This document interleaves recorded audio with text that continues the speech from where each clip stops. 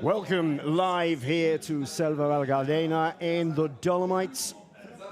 This is the 15th running of Hero Dolomites, the part now of the 5-round Marathon World Cup for the UCI. It's absolutely glorious here today. The race, of course, super tough. Is probably the toughest mountain bike race in the world, certainly on the marathon circuit. It's based around the Gruppo di Sella in the middle of the Dolomites. They are looking down on Selva Val Gardena, also known as Wolkenstein, just here. That's the start area, and they're heading up into that beyond. Also runs around the Gruppo di Sassolongo as well. This, the most beautiful race, runs through 5 valleys and climbs around the Gruppo di Sella, including some of the absolutely iconic ski climbs of the area, the Dante Cippies, the Pralonghia, the Araba, the Passo d'Uron, and Suras. This is the 15th year this race has been running and has gained a fantastic reputation around the world. So much so that it becomes the cornerstone of this 5-race UCI World Cup Series. 25,000 euros on offer over the 5 rounds for the men and women between them. And this is a crucial race because this is the middle race of the 5, and it could very well turn the whole tables on their heads. Not just professionals racing though, there are 3,000 amateurs. This is the wonderful thing about the format, the marathon format. You can get the amateurs starting after the main racing has gone off, a bit like a running marathon. And we'll get to see the racing, and everybody wants to enjoy themselves can afterwards. They can take as long as they like, which is probably what I'd be doing, to be fair. Warm up this morning then of the women's elite race.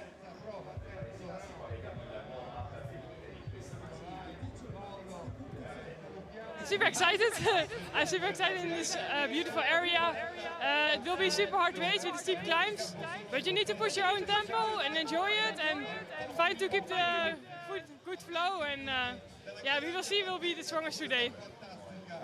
Nobody of you likes to talk about strategies, but where do you think the clue of the race will be? I think the clue of the race will be in the third climb. From Passo Pordoi. It's like more bike park uphill, and I think there will be the point of the race. Good luck, thank you. Thank you. Rosa van Doorn from the Netherlands. I think... There she is, warming up. The buff Megamo rider.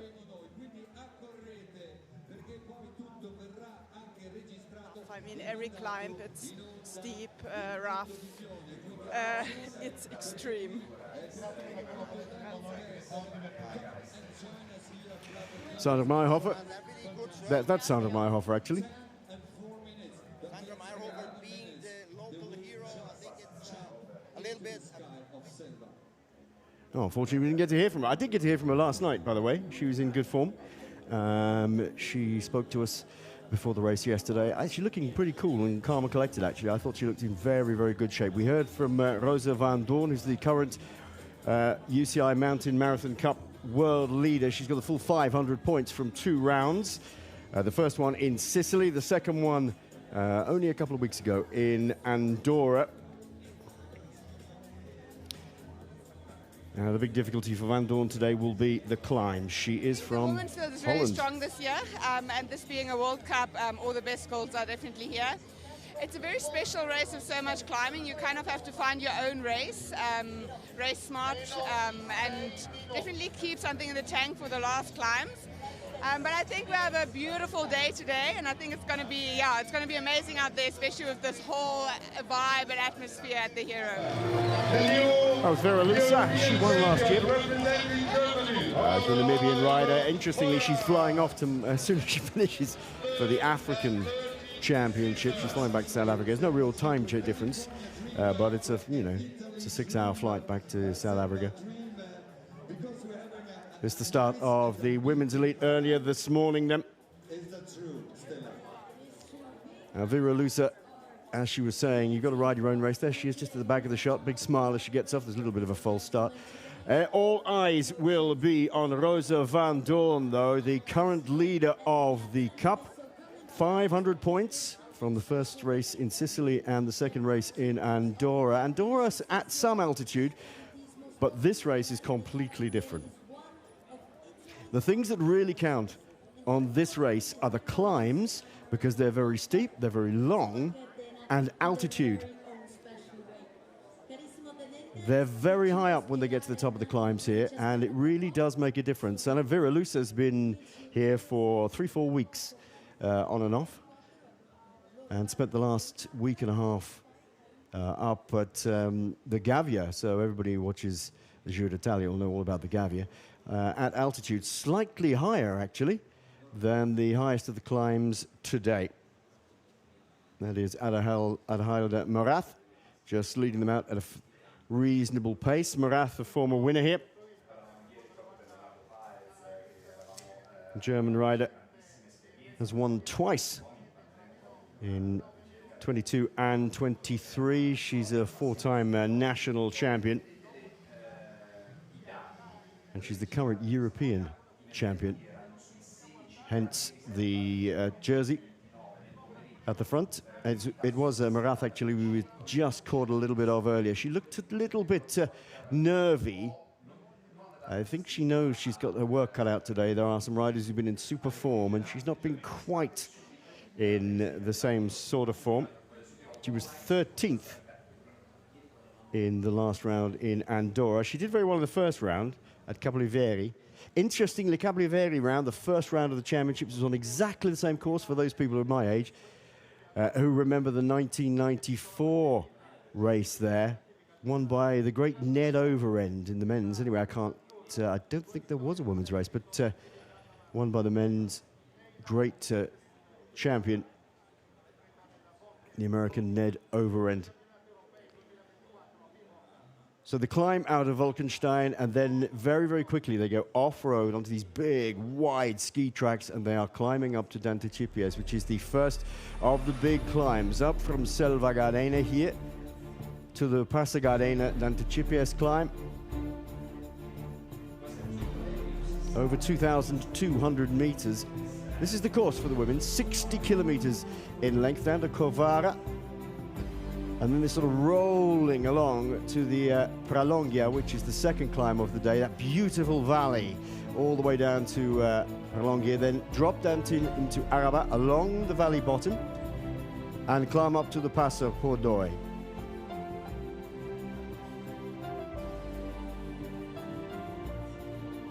Final climb of the day, the Passo Sella. And then they drop back down straight into the center of Selva Val Gardena, off the side of the hill, and there's about, I don't know, 25, 50 meters maybe from the end of the last track to the finish line in the square in the middle of Selva Val Gardena, which is a beautiful, beautiful ski village. There is Adalheid Morath at the front. Behind her, that looks like Sandra Meyerhofer, and then Van Doorn.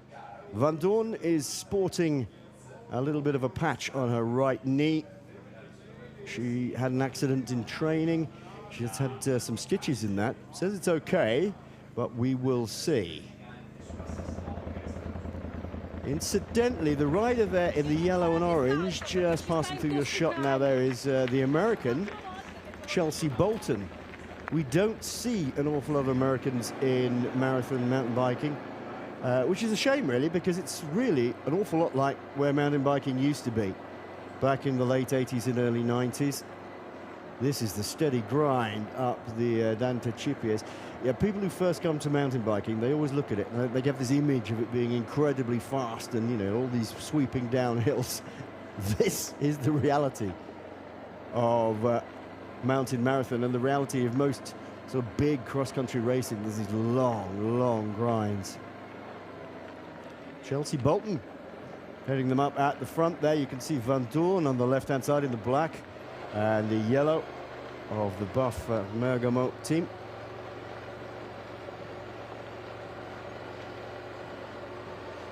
Claudia Peretti is getting a shot at the back there.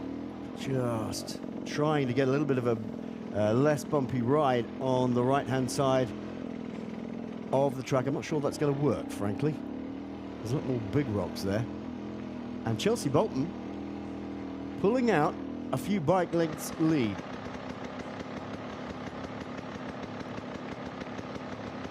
That's the reality of it. You can see just how steep that climb is. At its greatest incline, it's 14.3%. They climb 800 meters. Great riding by the American. Look at this. And you can see as soon as you get to the plateau, big gears come out, away she goes. That's a great climb by the American. Now, I know that Vera Lusa was saying, and she is a winner here, of course, saying that keep something in the tank for the Pralonga, which the Pordoi, sorry, which is the final climb of the day. But I've been doing this race for, what, 8 years now? And I can tell you that a lot of the race has been won on the first climb. Those riders who are showing their strength can go away on the first climb, and often they stay away. It's a really good litmus test of exactly how people are in their shape. There's the Anticipius ski lift.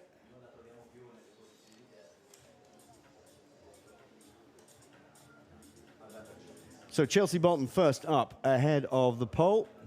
Goreko Kerman. And then Mara Fumagalli of Italy at 11 seconds, and Sandra Meyerhofer, who we saw at the start, 20 seconds down. So 2 Italians a pole, and somebody from the rider from the US. That cable car links its way all the way to Celeronda, by the way. Well, looking down the order a little bit, some big names left out of there. Van Dorn clearly suffering. Well, I did wonder, and she was wondering, in fact, how she would be today. Altitude plays a big, big, big part in this race. Back then to the start, this is the warm-up for the men's elite.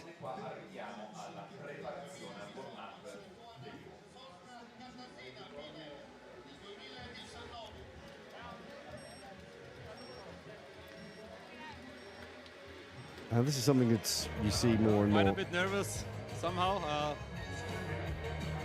but feeling is good. Looking forward for it, and in the end, we will see who is the best.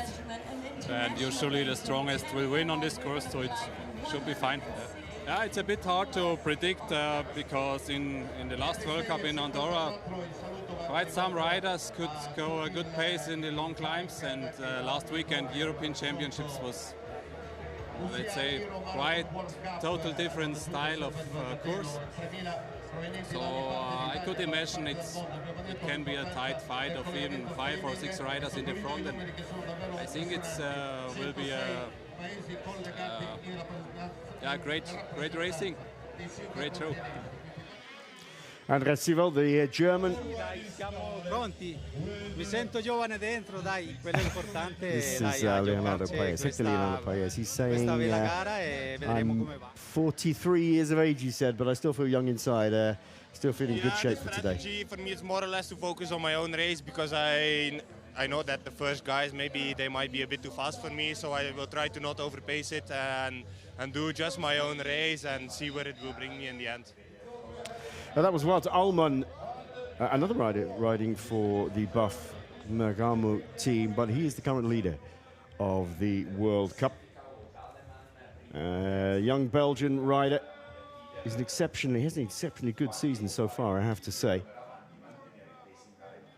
He won in Caploveri. He was third a couple of weeks ago as they go away.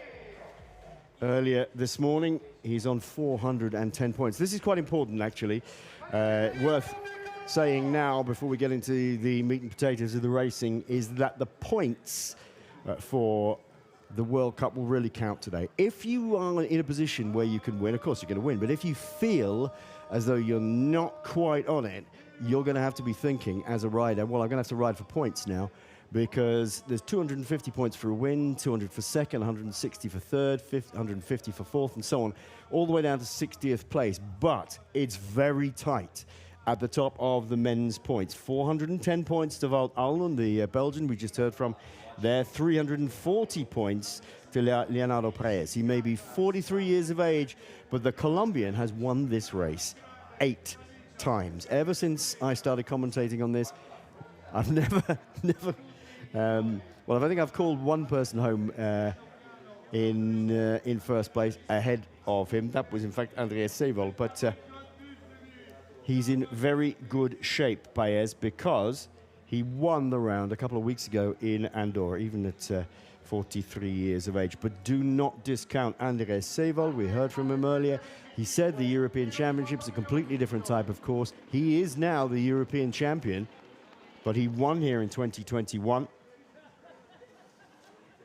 And at the moment, he's 4th in the World Cup rankings, but he was 2nd behind Paes in Andorra, 6th in Capriaveri, which is why he was sort of a little bit off the pace here. But the points are very tight. Between the leader, Wout Allen, at 410 points, and the 4th place, there is only 80 points. And remember, 250 for a win, 2nd place is 200. So as this is the turning point, this is halfway through the season.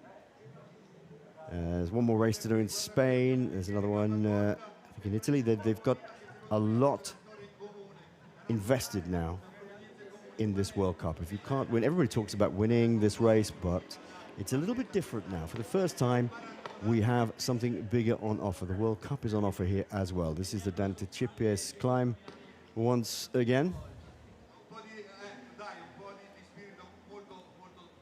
And the graphic has it at 723 meters high. It's actually a bit more than that. It's 801. Climbing out of Wolkenstein. And as I've said, often in the past, this first climb has not just been a barometer of people's fitness. There are some riders who go out very quickly and always do well on a first climb. Yuri Ragnoli is a rider who used to do that here. Straight out, straight into the slot, and away he went.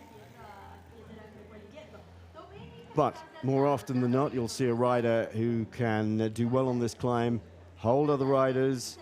Often the riders are up 2nd or 3rd, who are just biding their time and sitting behind the lead rider over the first climb are the ones to watch, because they are obviously in good shape and they're just pacing themselves and covering all the bases. Here we are, as I say, 801 meters of climbing. They drop down into Kovara again, up to the Pralongia at this point, and then they head back down into Araba, and this is where it deviates slightly from the 60-kilometer route of the women's, because they go over the Surasis. Surasis, not quite as vicious a climb as the Danticipies, but still the one that will count, because it's 11 kilometers in length and 10 kilometers, 10% average gradient.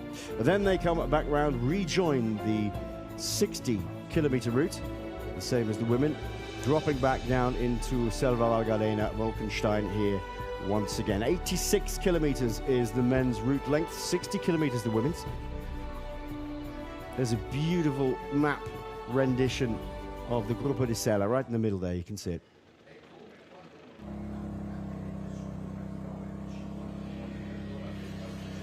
This is pre-recorded of the men's out on the first climb of the day. Remember to look for the jersey of the European champion on Andreas Seewald's shoulders.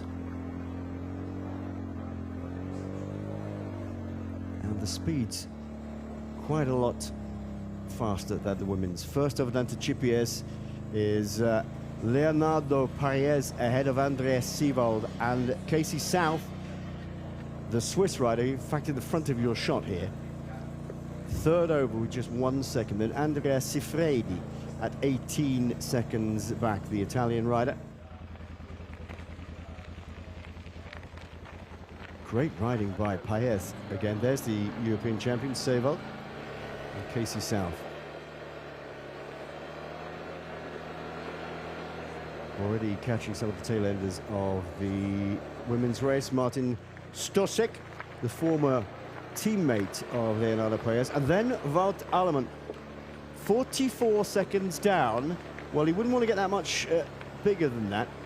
One question I didn't get to ask Alleman yesterday was how he feels about the downhills here. We all talk about the uphills, and that really is the crux of the matter when you're racing here at Hero. It's about the climbs. They're so long and they are so steep. But if you've only got a few seconds to make up and you're a very good, fast-flowing downhill rider, you can do that. That is possibly more the case in the women's racing. But in both classes, you can make up, 5, 10, 15 seconds, just or more, just being able to be a fast-flowing downhill rider. So if you are in, I've got a 40-second gap, that might not be so bad. If you can recover and still ride quickly downhill.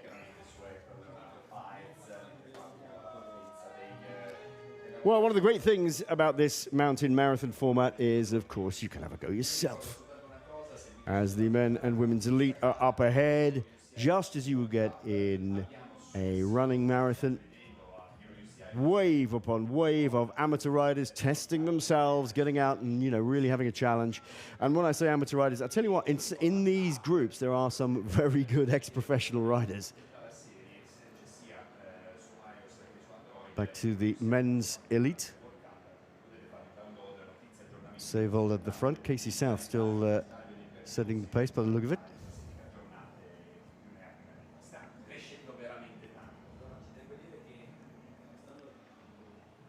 There is Leonardo Paes sporting the World Championship bands.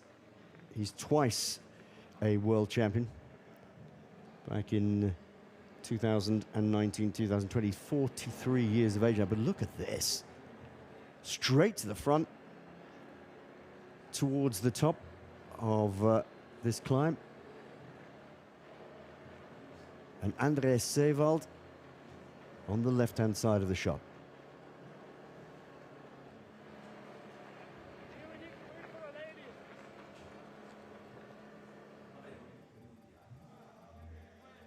You see what I mean about the downhills? A lot of riders use this just as recovery, and I can't blame them. But if you've got a little bit of a downhill, you can gain a little bit of time. Sevold, South, and Paes. 1, 2, 3 from this aerial shot. As they head through the Gardena down towards Pralongia. This long ridge.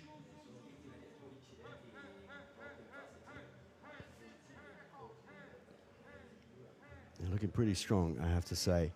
I'm doing this today for the 8th time, and it's a pleasure to be here once again. Big shout out for my brother, Peter, who is recovering from being in hospital, and I don't think he's ever watched me do one of these before, so if you're watching, Pete, I hope you enjoy it. I'll show you what real suffering is. Look at these guys. Casey South, Andres Sevold, Sifredi, the Italian, just being tailed off a little bit. Back to the women's, and this is Sandra Meyerhofer, the Italian. As I said, she looked in fantastic shape, Meyerhofer. She was second here last year and third the year before. She really, when we asked her yesterday what's she missing in her career, she said, top step of the podium here, please, as I've been second and third. Meyerhofer, Greco-Kerman from Poland. And it's interesting to see Maya Frumagali there, Claudia Peretti at 41 seconds. But the Pole riding an excellent race so far. Lying 9th in the World Cup. She was 7th in Andorra a couple of weeks ago, 11th on the flatter sea level course, or almost sea level course at Capo Oliveri in Sicily. Looks like Peretti just being tailed off a little bit. beautiful day, but it's incredibly hot today. You can see already the jerseys being pulled down. It was 30 degrees here yesterday.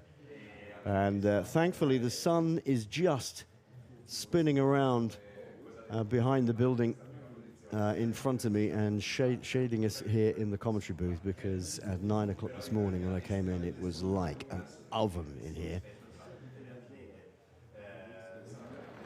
Well, I have to say the hottest commentary I ever did was on a finish line in the Tour de France many, many, many years ago, and they put us in the commentary booths, which were glass on one side and tin on the other side, and the sun beat down on us all day.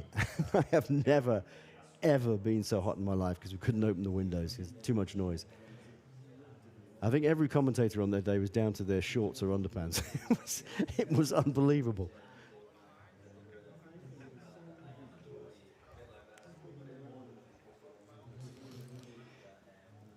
Regardless, beautiful weather here today.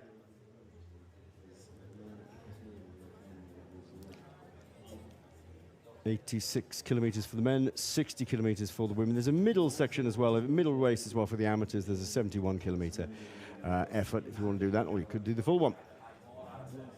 There's quite a bit of difference in how the courses are made up. So the men's race, for example, has just about 70% off-road, of which single track is about 17%. There's about 13% on-road. The women, however, have 35, nearly 36% of single track during their off-road. And that is quite a lot, quite different to the men. Here is one of those little bit of road sections. This is Paula Goreika-Kurman, the Polish rider. Looking pretty good, actually. And the fact that we're concentrating on her here, although I haven't had anything through the headphones, I would suggest she's out ahead. And she keeps looking over her shoulder back down the hill a little bit, and that would suggest she's got a bit of a lead. This will be Moto 1.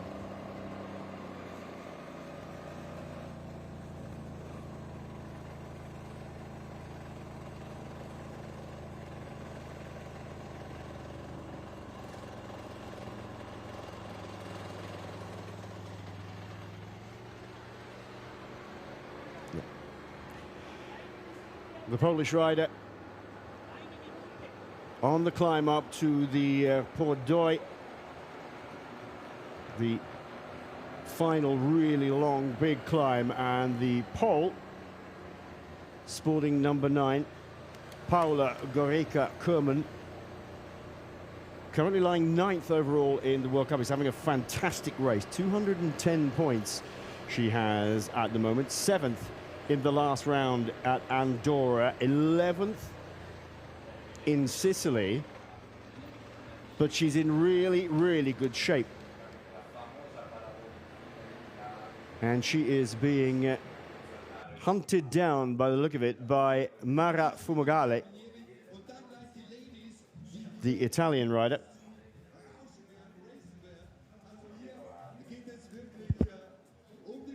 Wearing number 12. And again, looking over her shoulder, seeing where her opposition are. No sign whatsoever of Rosa van Doorn, the World Cup leader. She's from the Netherlands, and there's only one hilly part of the Netherlands, and that's in Limburg, and that is pretty hilly, and she doesn't come from it. Chatting to her yesterday, I was saying, well, how do you train for these? And she said, well, you know what? I have got one hill where I live, and it's about 250 meters long. And you just have to get creative. You just have to ride up and back down and ride up and back down and just be creative with your coach and your training strategy. And nothing, I'm afraid, whatever Rosa says, can prepare you for this sort of altitude climbing unless you've done it before. I mean, she has done it before.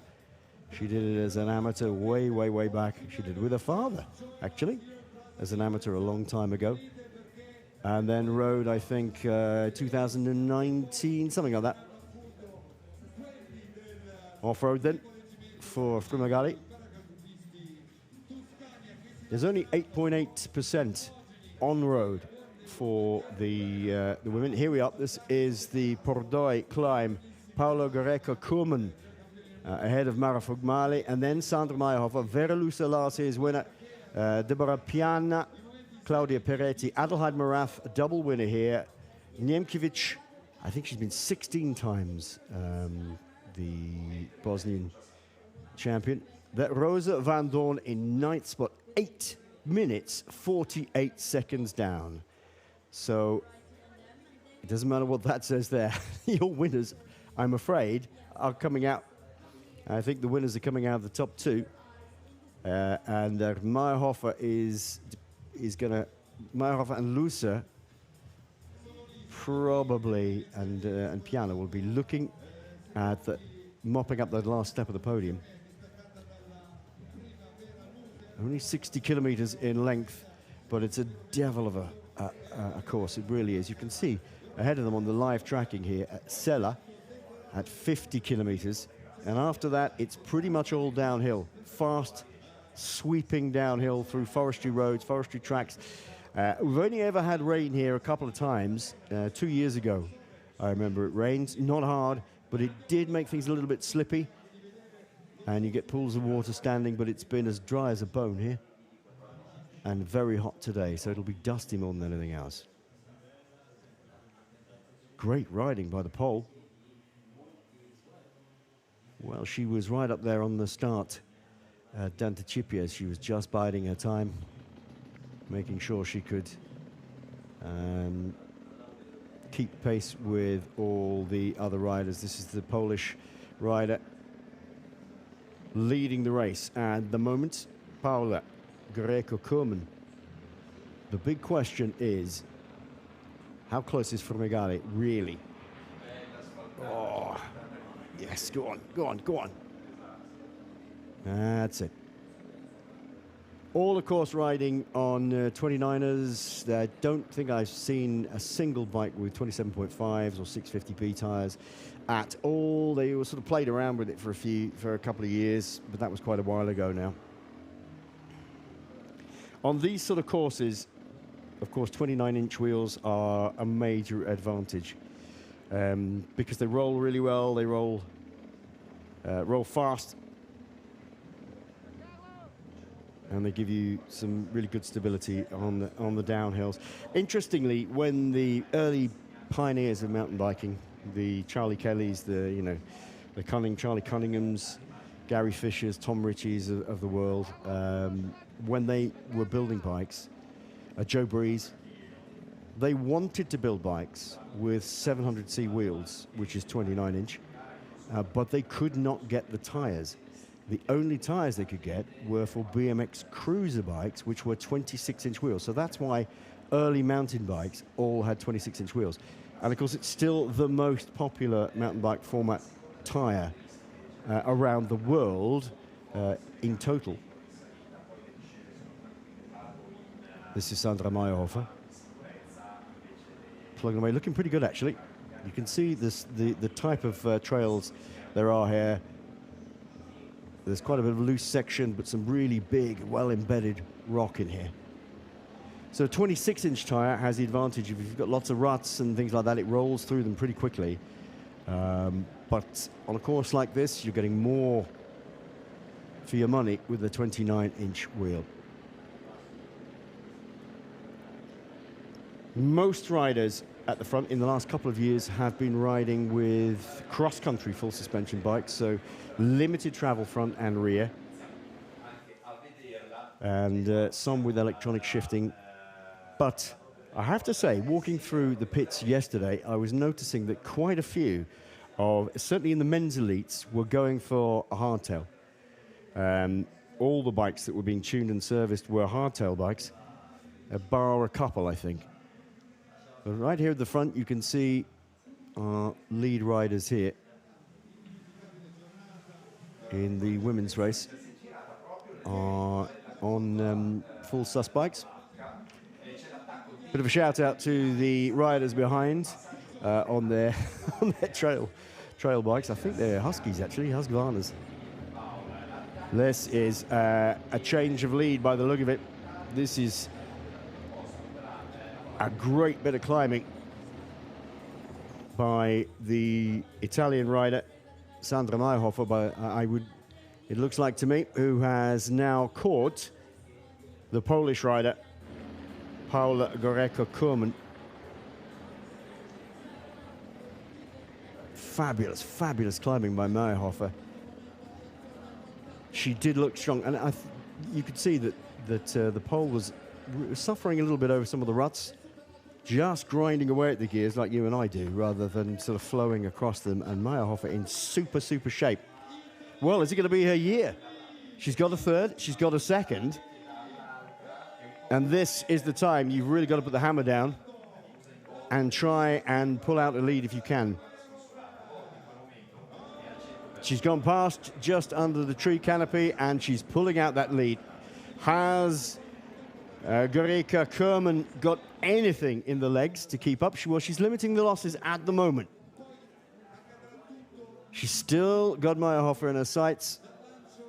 This is when you've really got to dig deep, because the sort of psychological effect of somebody riding past you on such a steep, long, grinding climb and just beginning to ride away from you can be absolutely devastating. I mean, they're all professionals, they're all used to this, but even so, out of the saddle for the pole, and that hasn't been the case for Meyerhofer. Still sitting in the saddle, better traction, looking good. That's a great bit of climbing, super style. It's amazing, really, isn't it, that we've come full circle with wide bars as well. Back in the day, back in when roadies came into riding on mountain bikes, back in the sort of early to mid 90s, all the handlebars got very flat, very short, which is what we were all told we were meant to do, big flat backs, just like road bikes. And quite naturally, the bikes have sort of gone back in some ways to what they were in the late 80s, early 90s, with wider bars and slightly more upright positions. Oh, the pole, to me, looks as though she's completely blown. You could just see the body language of, I'm not going to be able to pull this back, I don't think. I'm having a bit of a trouble here. And this is when it gets difficult, when she starts to be obscured by the camera bikes in front, and really suffering is Goreko-Kurman. The only question remains here, has Meyerhofer got enough in the tank to continue this super form? Has she put a little bit too much into it? Can the Polish rider come back at it? I would suggest not, but you never know.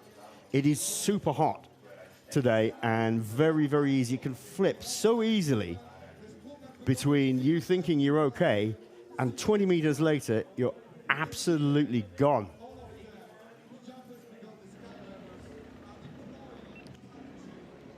And Meyerhofer has spent a lot of energy chasing that back wheel of the pole.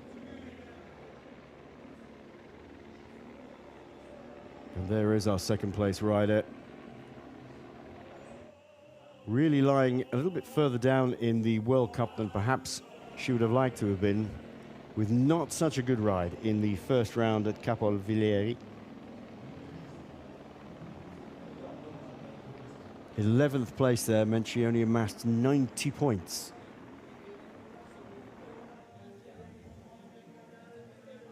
But she had a good ride in Andorra.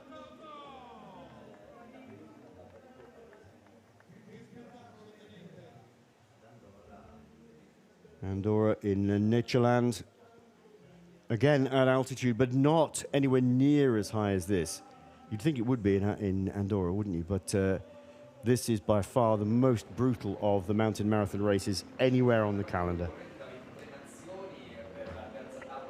It's a sport that's really become the preserve of the Europeans and all the nations that you would suspect would be right at the top. The Swiss, the Germans, the Italians. The Italians absolutely love it. More Italians than anybody else here today, unsurprisingly, because it's in Italy. But there are 46 different nations represented here. For those people watching back in Britain, there are 2 British riders in the women's. Daphne Jones and Amy Henshaw.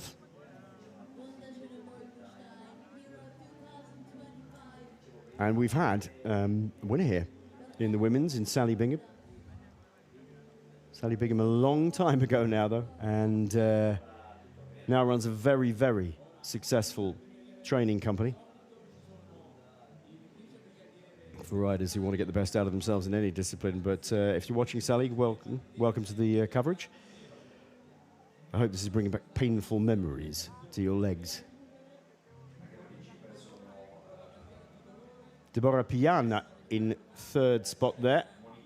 Vera Lusa in fourth spot. Vera Lusa, the Namibian rider, winner last year. And, well, she hasn't got the legs for it today, that's for sure. But Sandra Meyerhofer, what a ride she's having. She does not seem to be slowing down. The pole hanging on as best she can.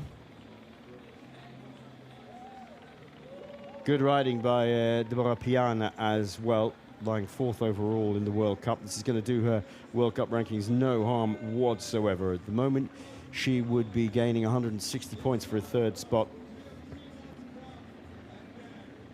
Fifth in Niceland, fourth in Capo Oliveri in Sicily. So good, consistent riding by Piana. Sandra Meyerhofer, third in the rankings so far. So if she added another 250 points to this, she would certainly do her chances of an overall victory no harm at all. She is currently on 340 points. That would take her up to 590 points for a victory, whereas Rosa van Doorn, who's lying in fifth spot, she would get another 140 points. So she'd still retain the lead, but she gets no victory here. Even though she's sort of 8 minutes down, it's about position rather than timing. So you can have a really bad day in the saddle on a particular race, as long as you can sort of limit your place losses. That's the main thing. And we talked about that early in the day, early in the race.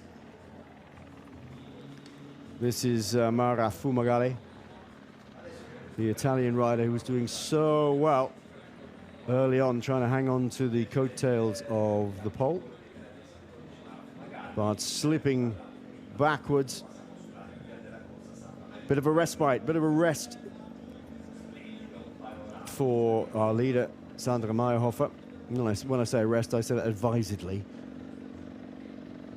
It's just a sort of flat section. She's still got to keep the hammer down, but not in that sort of grinding, climbing way. Gonna ride at about 90% here.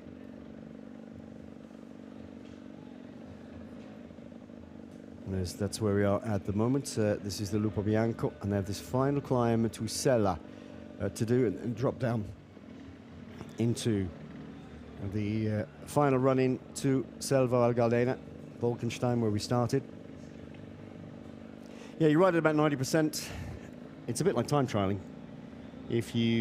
Although you don't ride at 99%, you just need a little bit extra in the tank here, just to make sure that if somebody comes back to you or you need to put an extra little spurt on, you can.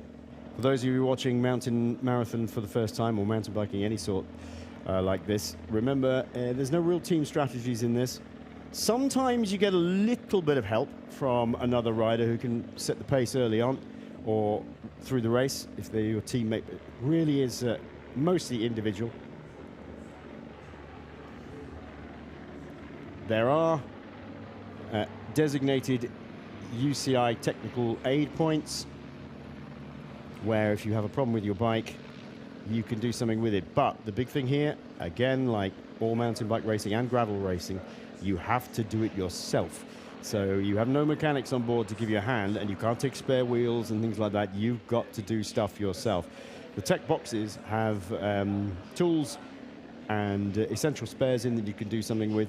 Not being needed in the race so far, but you'll be surprised how many people in the amateur race will need to use them. It's such a beautiful area. This is part of a UNESCO World Heritage Area, and they are extremely proud of trying to be as clean and as sustainable as possible here. Mountain biking has provided a huge source of income to all these sorts of areas over the last sort of 20 to 30 years as they've developed it. And why wouldn't you? You've got all the infrastructure already from doing ski holidays, all the hotels, all the support and stuff. And during the summer, of course, it used to be walking and climbing, but now mountain biking is absolutely a mainstay. And every one of the ski resorts you go to, including Selva Val Gardena, where we are staying and we start and finish the race, is chock-a-block full of bike shops, as well as, you know, climbing shops and outdoor shops and all that sort of thing. Go on. Go on. Oof. Out of the saddle for Mara Fumagalli. Third spot so far. She will pick up 160 points for a third spot.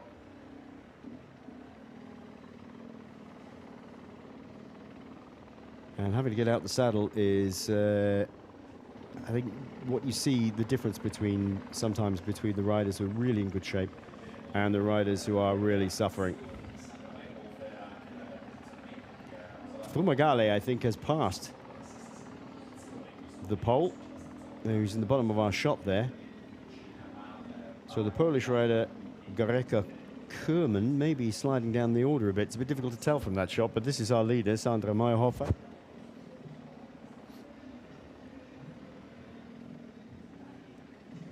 Such a nice person to sort of catch up with before a race. In fact, they all are. All the riders are just fantastic. Very open. It's a very relaxed sport. You know, unlike sometimes road riding at the top end of the sport, where you're in a team and it's all very controlled, and you know you have a director sportive and you have all this. This is very, very, very much more relaxed. That's a big hangover all the way from the early days of mountain bike racing.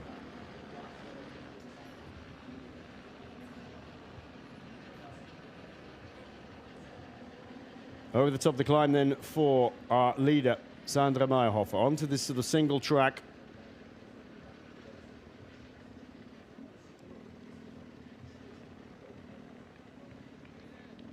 Now on the Passo Sella.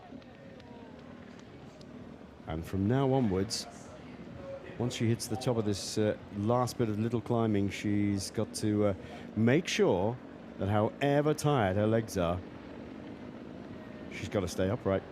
That's the main thing. Beautiful shot. Absolutely superb. Oh, slightly overcooking it. And this is very loose and rocky here. Nice technique. You can see the way she's sort of moved over from the right-hand side. She goes much swing as she could getting into that. Run off as fast as you can, and then she had to get across the rocky middle section into a little bit of track which has been dusted off by vehicles. Yep. Fumagalli goes straight down to the lowest gear possible to get up here by the look of it. And Fumagalli confirmed as having taken that second spot away from Gareka Kerman, and quite comprehensively as well. And she is chasing down Sandra Meyerhofer. She has left the best till last, the Italian. Fumagalli has ridden a blinding last climb, or last big climb. At the Passo Pordoi. The women's race just has this last little section from the Lupo Bianco up the Passo Sella. It's only 3.6 kilometers, but this could prove the undoing of Sandra Meyerhofer if she's not very careful. There's only a 22-second gap now back to Fumagalli. And the Italian is hunting her down, that is for sure. Meyerhofer still looking nice and relaxed, but maybe just a little slower. Now, there may be somebody at the side of the road who might shout out what the gap is if they're following the live feed, but unlike road racing, there's no radios here. There's no real communication between teams and riders. In fact, there's nobody out there, really. You can take a water bottle from a designated spot, but you can't be passed up anything, so it's difficult to tell what's happening. The best barometer of where you are is to see the rider in front, and for Sandra Meyerhofer, she doesn't have that luxury. And there, she can be seen. There'll be a long section down the road where that 22 seconds will be able to be seen, I think. Well, not quite, maybe. Going well, the Italian here.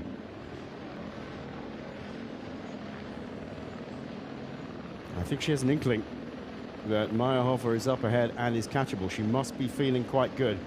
I think she's looking quite strong. The big question will be, has Meyerhofer kept anything in the tank? Is she just backing off a little bit just to save herself? Well, I'm not quite sure why you would be doing that at this stage of the race.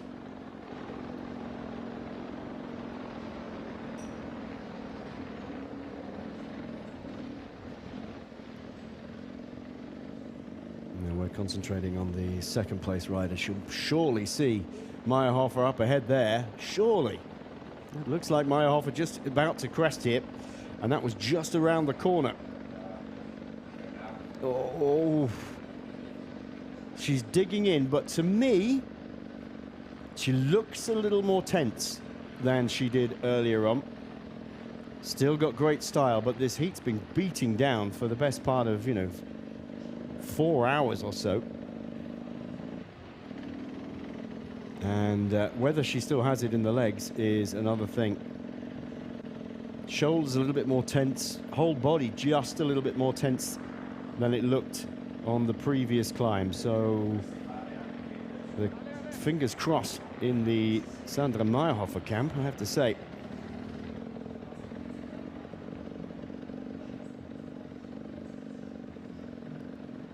Well, now let's see who has the smarts going downhill. Again, sometimes if you're really tired, if you've come towards the end of your race, the speed downhill just backs off a little bit. You just want to be a little bit safe. You've not quite got the aggression you need, but just letting it run, just letting it flow, and that's the way to do it. Riding a full suspension cross-country bike, got to be careful with the dust. That is one thing you'll have to be a little bit careful of, and this is Fumagalli. Knees out. A little bit more aggressive, taking different lines. Meyerhofer sticking to this dusty section in the middle, letting that back wheel just spin out a little bit. I'm not sure that's probably the best thing. Fumagalli trying to find other ways around to gain some time on slightly firmer ground.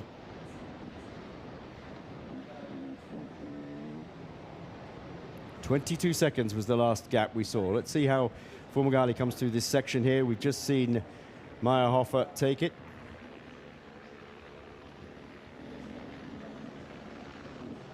Unfortunately, the camera just cuts away a little bit before we could have seen exactly how the bike handling was going.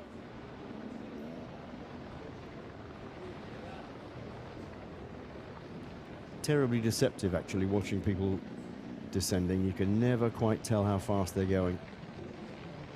Often their body language will look as though they're flying down, but perhaps they're not. Perhaps they're not quite as fast as you think they are, and vice versa.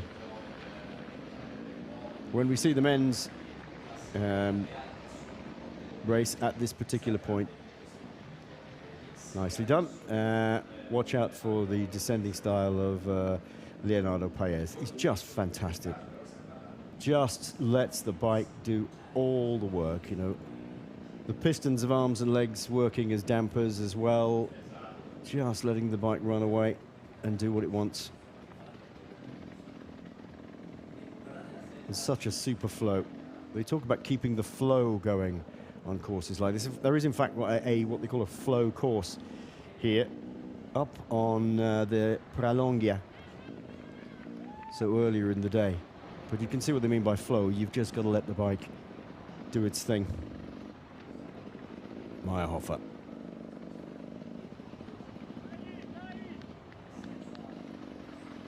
Remember, Sandra Meyerhofer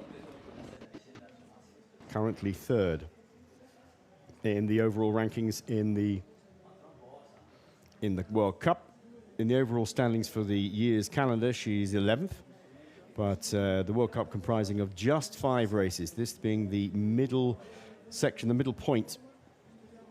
And there'll be a lot of riders further down the hill who are thinking, I just have to cling on to what I've got in order to gain as many points as I can. And the one who'll be doing that most of all is Rosa van Doorn, the rider from the Netherlands, riding for Bof Mogamo. She came in as perhaps some of those people's favorites who perhaps haven't been here before,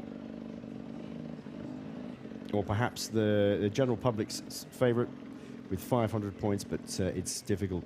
It's a difficult course. It's like no other mountain bike race in the world, this one. Out of the saddle for Fumigale. Last chance to get that gap back on this woman here.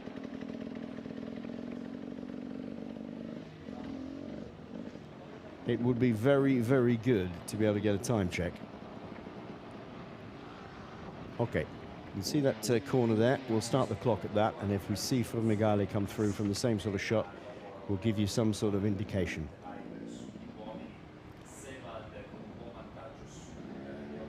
Being a little bit careful. That's a good scheme. Get off the track and try and get on the grass. Mind you, having said that though, anybody who's ever been walking will know that dry grass can be as slippery as ice if you're not careful. Well, they still have it down to 22 seconds, the gap at the top of Sella.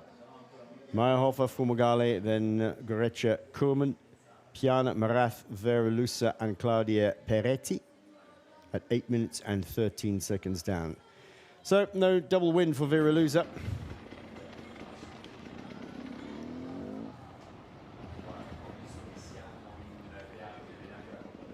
Sliding off the back of the saddle here.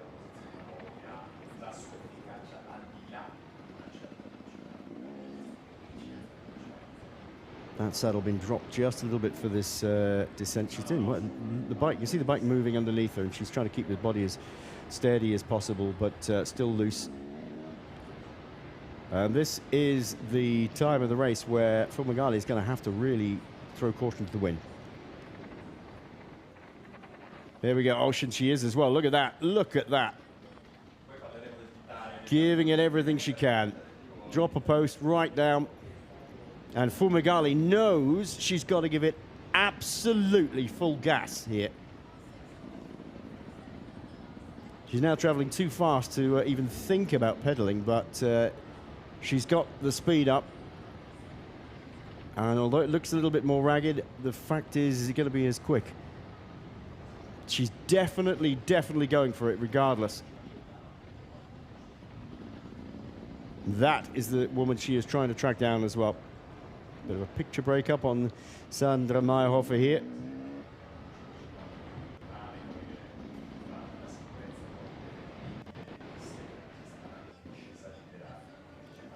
Meyerhofer, who's had a second place here last year. She was third the year before.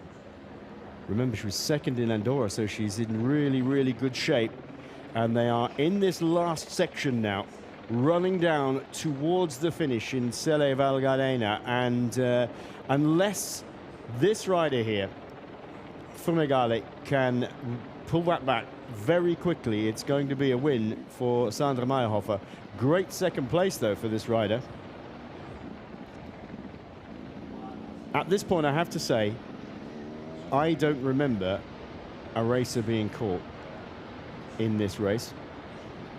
I've seen riders come close and try very hard and cut the gap between the winning time and the second place time to a handful of seconds instead of a minute. But that has more to do with the lead rider knocking back on the pace, knowing they're safe. than it has the chasing rider actually eating up ground.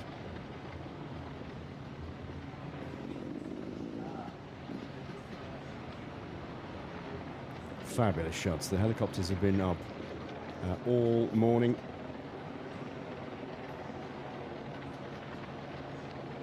And we are concentrating on the second place rider here, Mara Fumagalli.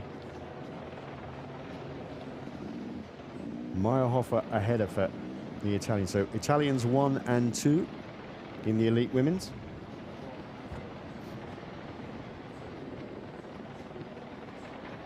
Well, the early pace was set by Chelsea Bolton, the US rider who took the first climb with Dante Chipies but just dropped off. So sometimes you do see riders who can do a really good first climb and then that's it really as their race goes. Great ride by Paula Goreco-Kerman, the Pole, right the way up until the Passo Pordoi, the penultimate climb in the women's race, and certainly the longest. And then she was overhauled firstly by this woman here, Sandra Meyerhofer, and next by Mara Fumagalli, who is currently, our official time is 22 seconds down on Meyerhofer. Meyerhofer, much more tidy style, and looking a little bit more as though she may have recovered a bit, slightly looser of arm.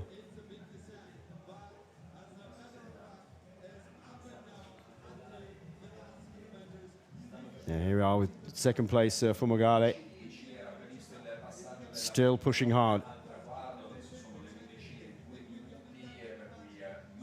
We could really do with a visual or an official time check, because there's not very far to go now, and it's really difficult to tell whether this lady has managed to keep that 22-second gap or extend it. Who knows? Fumagalli looking good though, but moves around on the bike a bit more,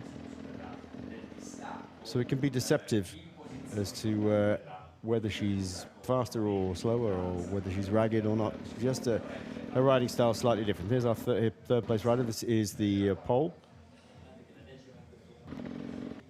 Goreco-Kerman, Paula Goreco-Kerman.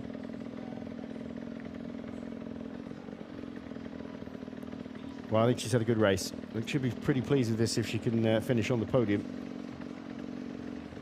Of course, she'd love to have won, but currently 9th in the World Cup ranking, 7th in Andorra, 11th in Capo Olivieri. So she's going in the right direction. A third spot would net her 160 points. That would take her up to 370 overall. Certainly raise her from 9th place in the World Cup up into the top 5.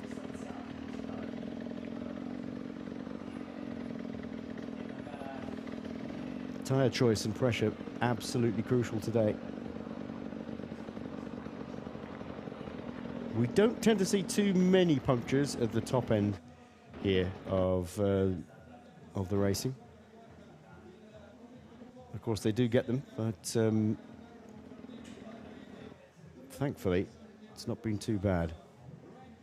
Meyerhofer. Beautiful weather and super hot today. I think this is one of the hottest of the 15 editions of Hero Dolomites. Certainly one of the hottest I've been on.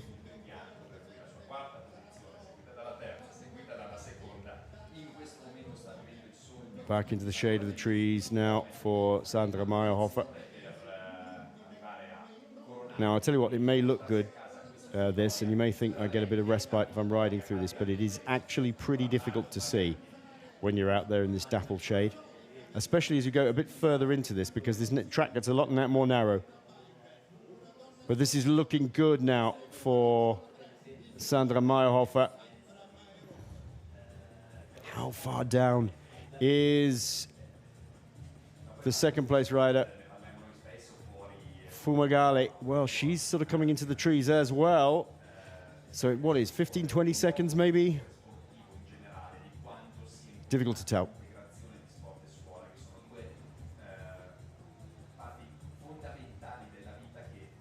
This will get narrower and narrower, and these little switchbacks. And the last kilometre or so into the finish is pure single track.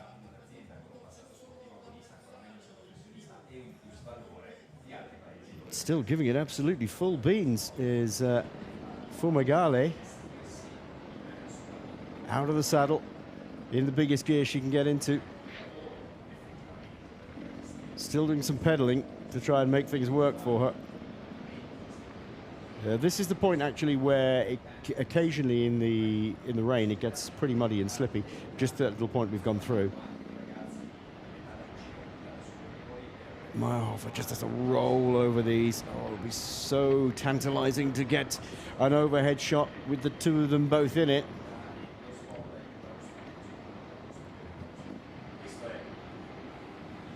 I would have to say I think that Meyerhofer has the advantage. She's going to keep that advantage, I think.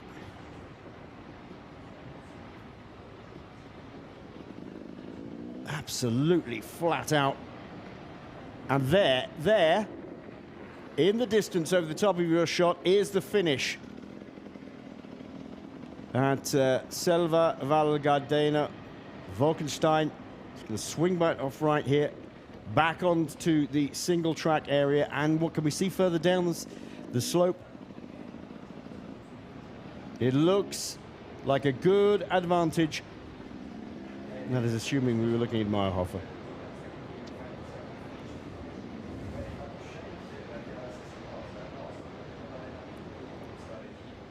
Yes, we were, I think. Still pushing hard. Now, we've seen this point. We've seen Sandra Meyerhofer has been through this point at, what, maybe 35, 40 seconds before this? Possibly.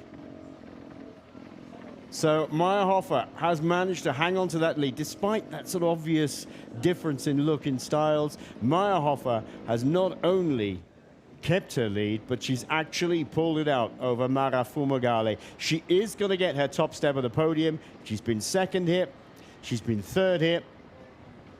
And she was quietly just saying yesterday with a half smile, I need the full set now. And she's going to get it. Sandra Meyerhofer in the very final stages of this race. She knows she's got it in the bag now. I wonder what will be going through her mind as Mara Fumagale has come past the big timber pile at roadside there, back onto the single track again. See what I mean? About it really, really tightening up. There's no way of getting past anybody here. This is your victory run, and she knows it. She's going to do the jersey up again. She knows she's coming in for victory. She wants to look her best. She's got to do herself proud and the team.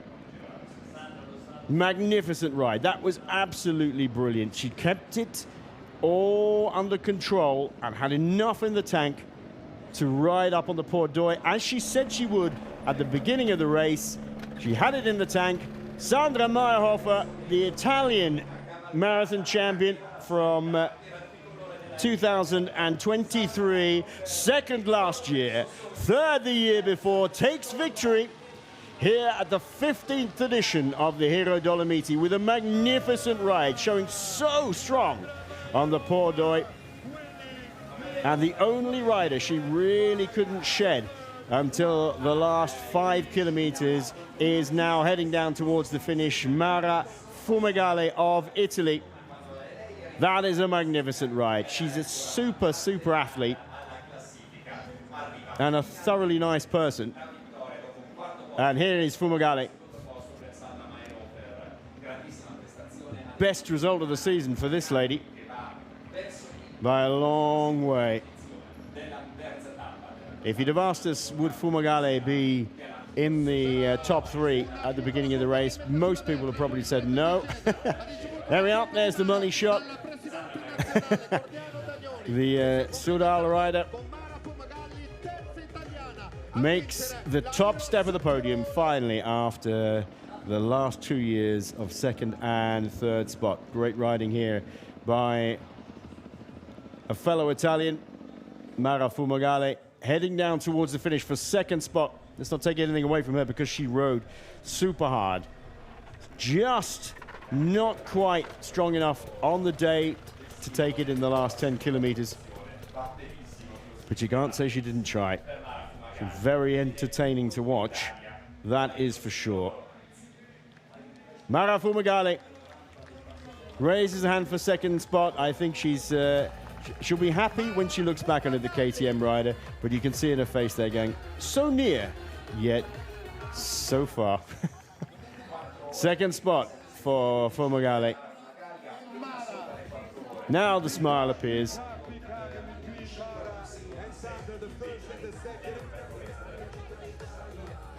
Really need to take nothing away from her on that ride. That was absolutely fabulous. The third rider home will be the Polish rider, so close to the top step of the podium for a long time, Paula Greco-Kurman.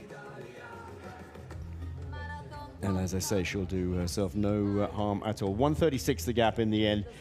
Well, Fumagalli, I don't think actually Fumagalli really knocked off the pace that much.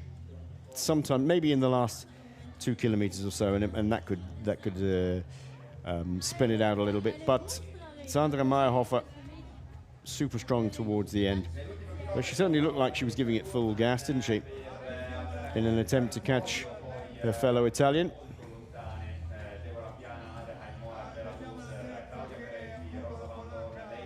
And people will sit up and take notice as they head into the next round of the World Cup.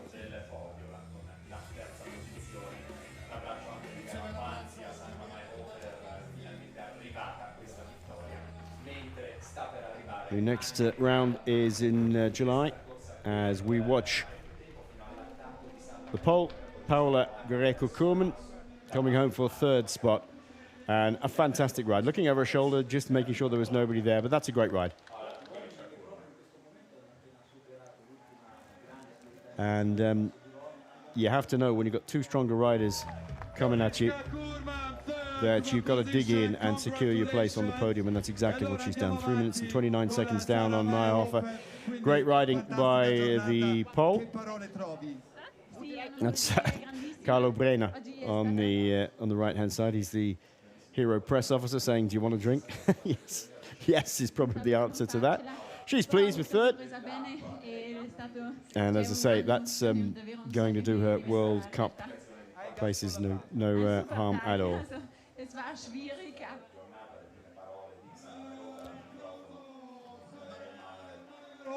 Winner!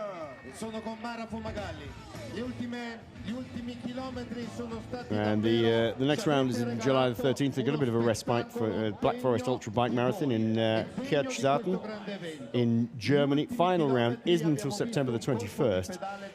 That's another interesting one, because that's the ride in Girona on the Costa Brava, the Sea Otter Europe, 21st of September. So these next two races will decide who wins the World Cup. Today we'll see Sandra Meyerhofer inching towards the top spot.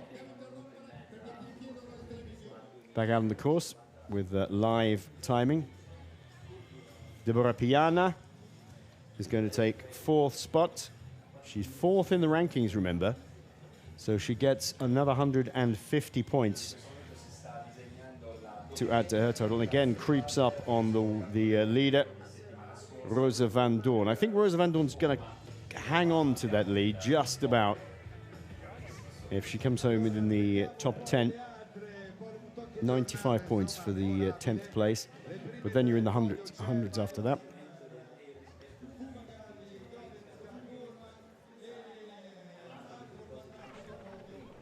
Whoop, leg out.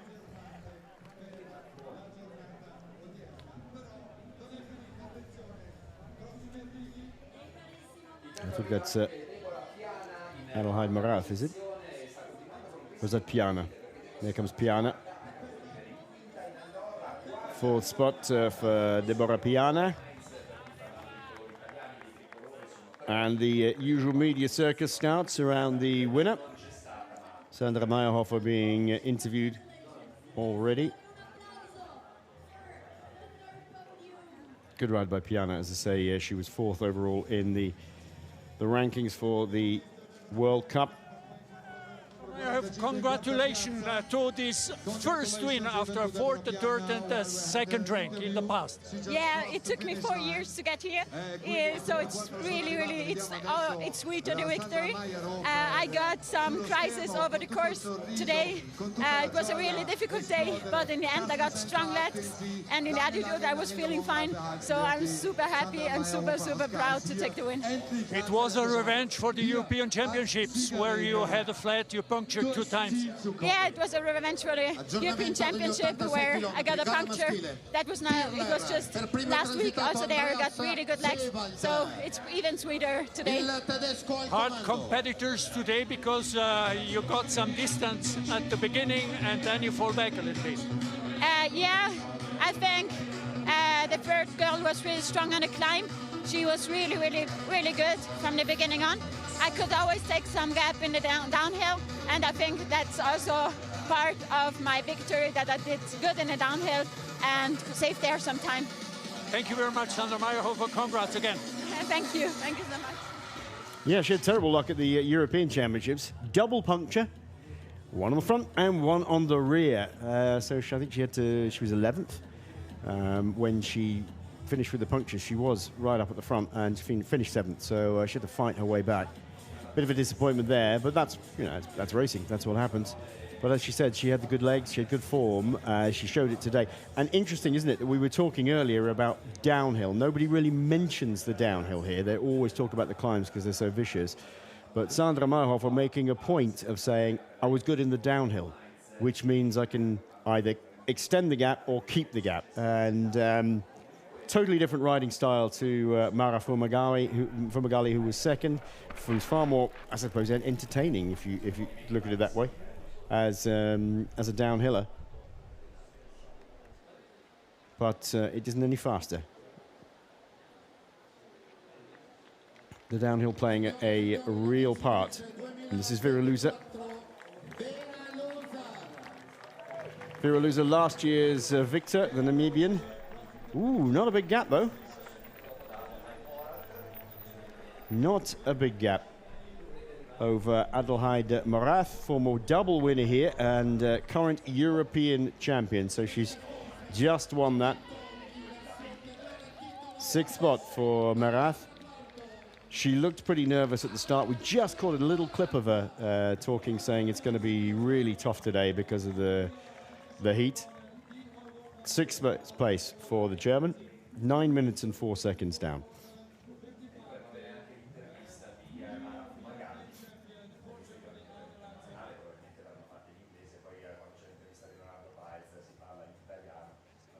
Meanwhile, just to bring you up to speed, are we going to talk to Fumagalli?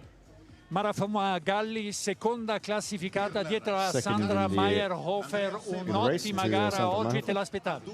Sì, ci tenevo particolarmente, avevo preparato questa corsa, arrivo da un momento di forma, sono reduce dal mio 3° posto al campionato europeo di settimana scorsa, quindi sapevo di avere delle buone gambe, ci ho creduto fino all'ultimo, purtroppo pago sempre il finale in questa corsa e oggi tra l'altro caldissima, mai stata così calda, extremely hot and all the way across the course. Sono comunque contenta per Sandra, se lo merita, e quindi poi a maggior ragione che è italiana, quindi bene così. I think she was in good shape, di aver perso, se si può, better shape than me, and aver perso la gara. She had the form. Allora abbiamo scollinato insieme più o meno sul Passo Sella, ha preso un po' di vantaggio la Sandra, poi mi sono venute a mancarle un po' le gambe, soprattutto nel pezzettino finale, l'ultimo strappo prima della discesa finale, quindi ho pagato un po' anche l'uso della fronte, non ero abituata con questa bici, un anno che non la usavo più, però c'era troppa salita per poter usare la full, quindi ho fatto questa scelta, non mi sono pentita, ma forse un po' l'ultima discesa l'ho pagata. Bisognava fare attenzione sull'ultima discesa, comunque essendo stanchi. Esatto, la lucidità non era più quella e quindi ho preferito non esagerare, onde evitare di rischiare la seconda posizione, va bene così. Grazie Mara Fumagalli, seconda classificata alla Io. You have to be second. You have to be happy with second place on a race like today, she said. Well, That's a rough approximation of what she said.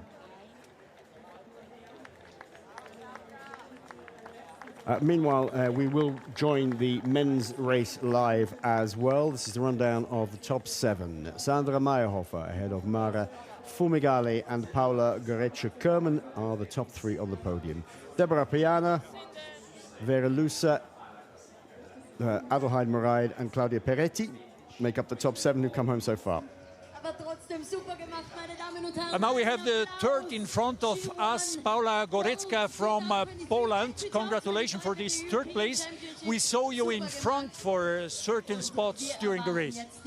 Yeah, I was in front. I tried to get my pace in the third uphill. Then I could make some gap, about 1 minute.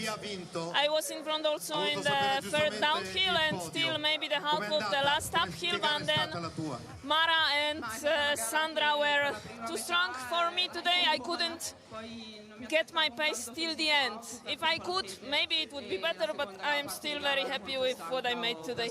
You gave us a good explanation. Where do you think you did lose the race? Oh, I think I don't have much experience in marathons because I'm making a space cross country. I was in the Olympics last year, so cross country and short race is much shorter. I still need to learn a little bit how does it work. Last week in Europeans it worked pretty good, but I was still 4th. This time I was leading, but in the end I am 3rd, so it's even better than last week. And so I'm really happy. I am also happy for my team, Ströbisting, my coach Andreas Kurman, and also for my dad, because he would make the same track very hard, and so yeah, really nice day. Thank you, Paula Goretzka. Thank you, congratulations. Well, that's it's nice to hear, actually. You better watch out for her, other riders, because it's not easy making a shift. This was earlier in the day. Parachutists, I think, from the first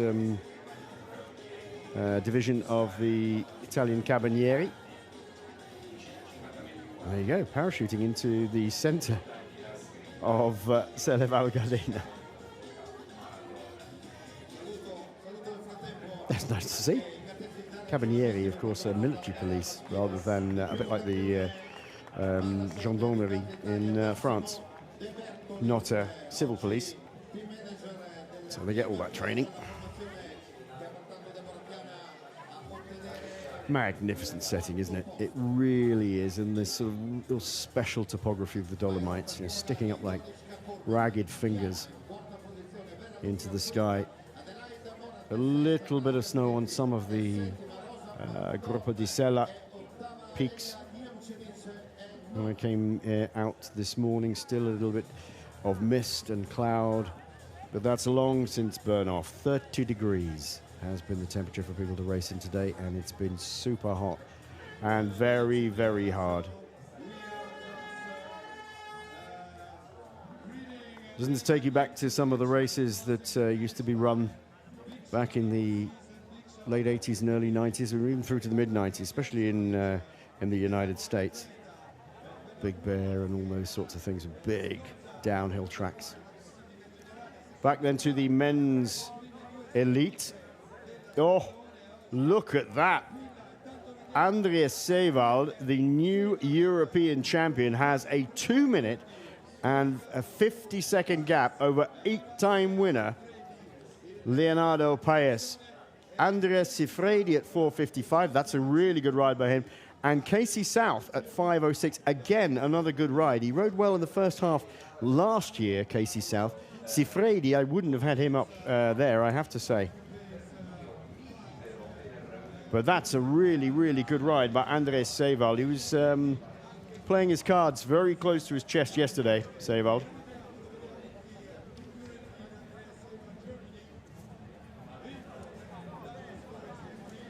No sign of some of the other big riders. Third in the ranking, Gielli De Cosmo. Nowhere to be seen at the moment. Wout Alleman, the Belgian rider at the head of the standings with 410 points, leading after 2 rounds. Third in Andorra, not up there.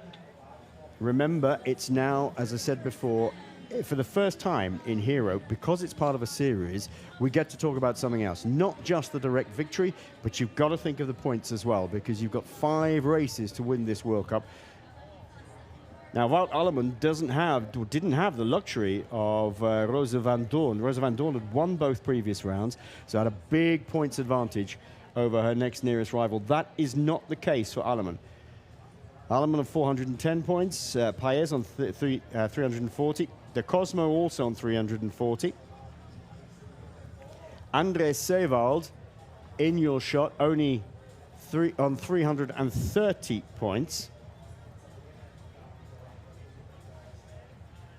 Fabian Rabsteiner of the Tapado Kenda FSA factory team on 255. Then Nicolas Samparisi on 225. Eskil Le Evanson of Norway on 220. And then the Spanish champion, Sebastian Gesche Antona, on 188. But none of those riders really featuring in the top 4 at the moment. Casey South in there. Great ride by Casey South. The Swiss rider, I think, has raced a lot in Canada. Or has some Canadian heritage in him as well, I think. André Seewald was very cagey yesterday about his current form. The Singer KTM Racing rider, not in their colours, of course, because he's riding in the European Champions colours, which he won just a couple of weeks ago in Switzerland, in Evelene.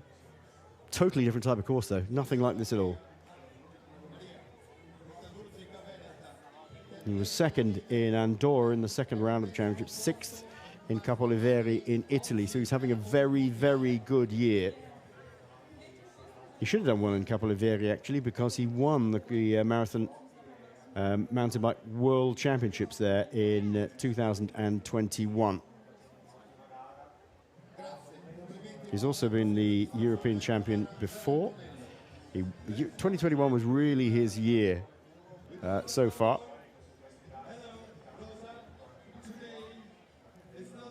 He won the European Championships at Evelini in Switzerland in 21. He also won Hero here in 21. Sorry, when I said the European Championships for this year, that was actually in Casale in Italy. So forgive me for that. I was just misremembering.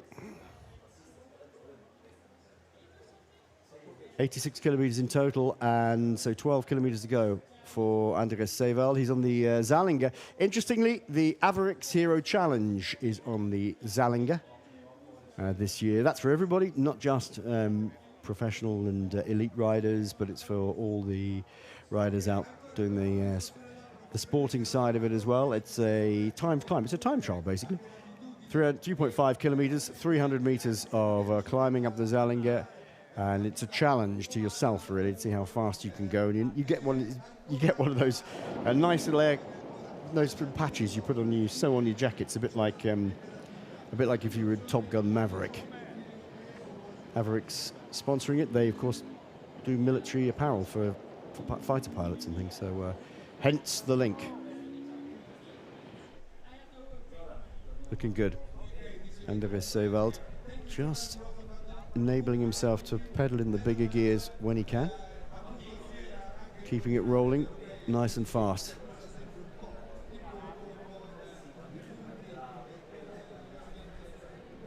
Looking in exceptionally good shape, and I think with 2 minutes and 50-second gap, there's no doubt that this man is riding into victory. The newly crowned European champion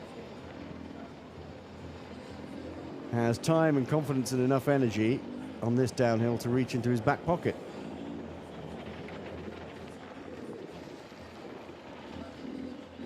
Well, he is, as I said, the new European champion, which he got a couple of weeks ago at Casale in Italy, and was super cool yesterday, and as I say, very cagey. Adopting a bit of a time trial stance here. Look, hands on the bars right towards the center. That takes you back loads of riders, doesn't it? That's what we used to ride, full stop. Couldn't get any further in than that.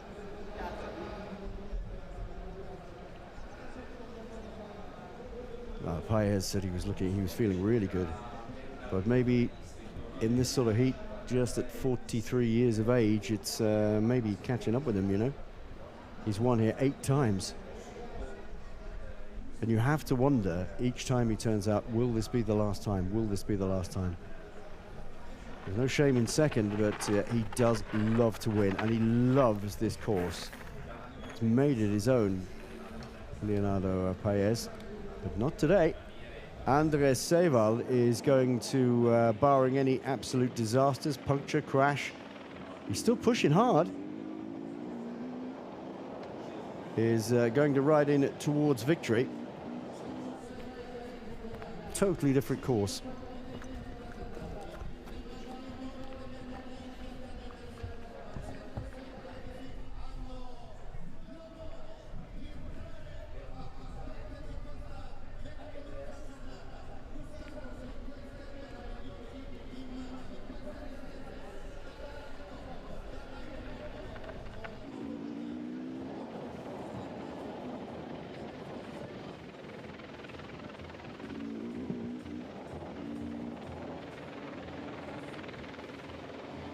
Super flowing ride.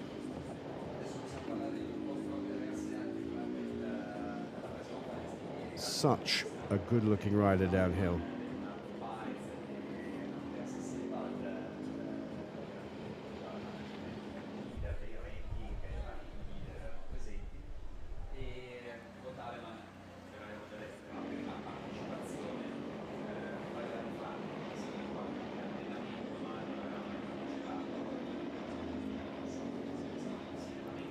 Well, there's not much to say, is there, about about his style at the moment. 6th in Capolavierie, in the island of Elba. I don't know why I said Sicily earlier. It's Elba, Capolavierie. It was the most beautiful race ever, according to Ned Overend, who won their first time out in Elba in 1994. Overend, the first official UCI World Mountain Bike Champion. In fact, he was here 2 or 3 years ago, not sporting his sort of famous moustache, but still there, still representing Specialized. Here we are. We noticed earlier on in the weekend, you can see that some of the top riders, the men, opting for a hardtail this time out. And this is the case for Andreas Seewald.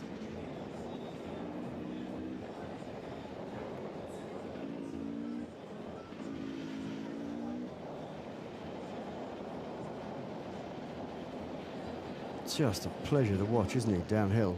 Really, really super quick, and just letting that bike, again, do the thing.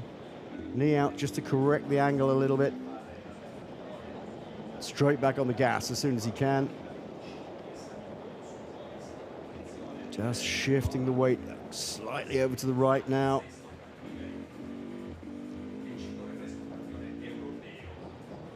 And still feeling good enough and confident enough, even on this fast downhill, to get the hands back into the middle of the bars, a little bit time trial style. Andres Seewald, the German, lying 4th overall in the World Cup rankings, and there's a huge gap, 202 minutes and 50 seconds over Leonardo Paez. Paez, who was 11th in Elba, in Capolavierie. Again, not a course that would have suited him at all, much flatter. But first in Andorra, so came into this race in really good shape, feeling really good. He's cut the gap down a little bit. He's 2:35 down on Andres Seewald, but that's a great ride by the new European champion, the German Seewald, riding for the Singer KTM team, but of course sporting the European champions jersey. Another great ride by Andres Sifredi. I wouldn't have put him up in the top 3, but there he is. And then Casey South at 5 minutes and 34 seconds down. So the gaps, they look large, but on a race like this, they're really not quite so bad. This is Leonardo Paez still giving it everything he can. He is on a cross-country full suspension bike, pushing super hard.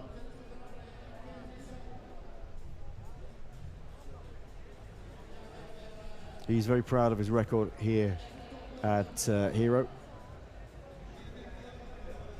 And second place is not bad. He's been second place before to Andreas Seewald.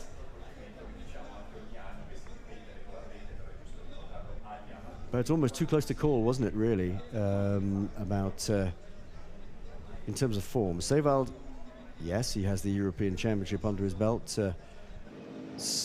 Very close to this event, but a completely different type of course. Whereas Leonardo Paez was victor in Andorra a couple of weeks ago. And Seewald was second at Andorra. So really it was the fight between these two guys all the time that was played up. Wout Alleman was the other man that we wanted to see who was going to do it. But a bit like Rosa van Doorn, again, not climbers, not training in this sort of altitude and this sort of terrain all the time. And Alleman back down the road somewhere, back down the track. He'll still gain points, but it's going to be very tight. And I doubt Alleman's going to keep the top of that leaderboard. He said he was going to really suffer today. Andreas Seewald, he weighs in at about 68 kilos. This man here, Leonardo Paez, even less than that. Alleman is 73, 74 kilos, which on a course like this is a lot of difference. People always say, you know, why do cyclists try, you know, why do they look like sticks? Well, have a think about it. All those people who ride bikes will know this already, but, you know, the general friend in the pub says, well, why are you so thin? You know, why do you keep watching your food or losing weight or whatever? Well, have a think about it. Get to the bottom of a long hill at 68 kilos. Incidentally, I think my race weight was 72, so I was more of an Alleman than a Seewald. But get to the bottom of a hill and then strap a sack of spuds, 15-kilo sack of spuds to your back, and then ride up it. That's the difference between riding as a top-notch, in-weight rider and being your standard, you know, standard male rider, possibly going out once or twice a month, just enjoying your mountain bike. And that's the real difference. And you really notice it when you get to a hill. Why would you strap a 15-kilo bag of potatoes to your back to ride up a hill? That's the easiest way of looking at it. Further down the orders,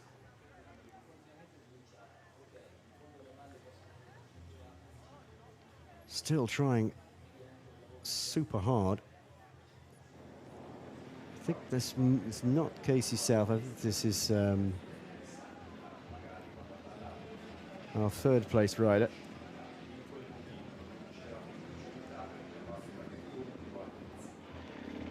Back with Seewald.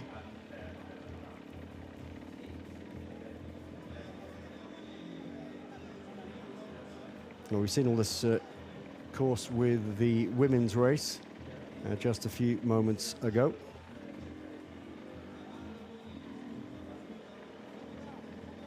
And just turning those pedals over with ease. You know, he's just such a good rider. I tell you what, I'm looking at Leonardo Paez here. Paez is normally a very, very tidy downhiller.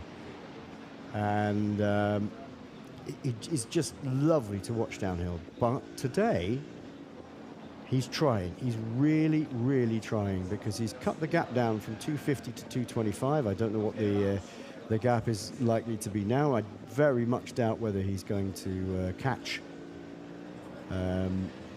Andreas Seewald. But he's not given up at all. He's giving it a real hard dig.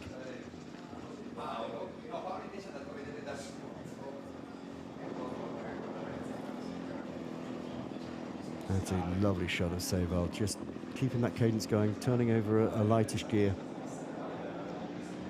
And looking over his shoulder, even with his comfortable lead, he's not comfortable. He just has to keep checking out what's going on. using pretty wide tyres these days. Again, if you've been a mountain biker of the old school, 2.1 was probably the 2-inch or 2.1 was probably the most you ever had. They'll get 2.4 or 5 here. This is Sifredi, our third place rider.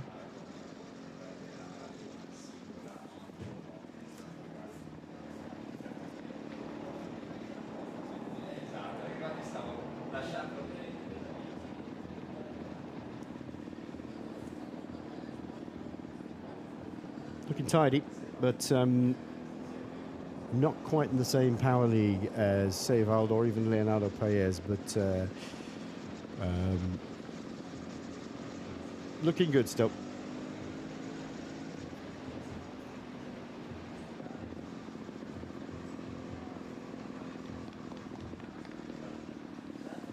Andres Sifredi, he's only 25.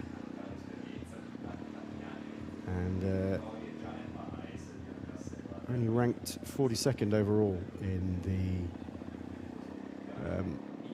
the standings. I don't think he's got any World Cup points at all, actually.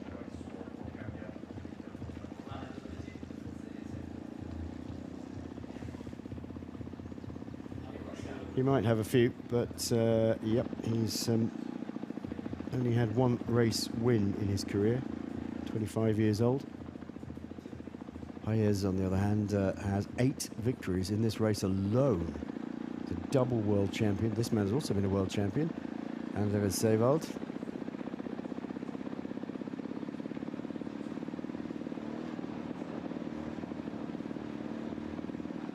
Won this race back in 2021, the same year as he won the European Championships in Evoleni and in Elba in Capolavierie, where this year he was 6th in the first round of this World Cup.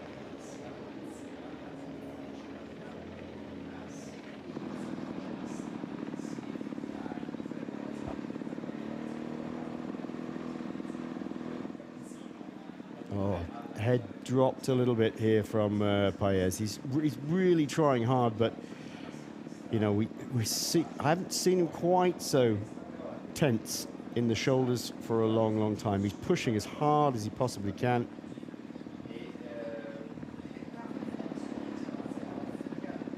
But the advantage that Andres Sevald has, you know, is going to see him, I think, nicely home as they go past this balance lake here at the top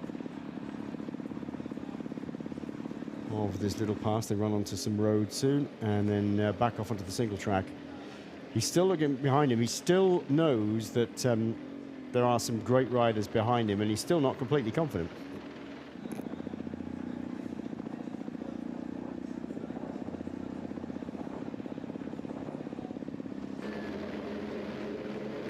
Gripping onto the middle of the bars in some points when he was doing sort of time trial mode, but also hands wrapped around the ends of the bars.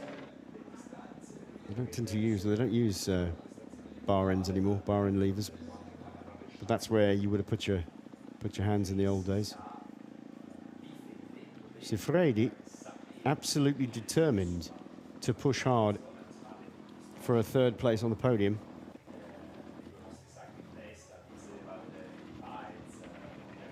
This is a super ride, actually. Really, really good. And occasionally we find riders who turn up at Hero and other events who just got it in the legs on that day. And Sifredi certainly has it here today. Passing one of the female riders, the women's elite riders, I think it was Paes. We're back with Andres Sevald, our leader. Started this morning as one of the 2 top men. It looks like it's going to be 1, 2 for those men. But Leonardo Paes was definitely up for it today. He wanted another victory to march to. I think he'd love to get to 10 on this course, but you have to wonder, he's 43 years of age now. This man here, in super form over the last couple of weeks, and he's had to cede victory to the German Andres Sevald.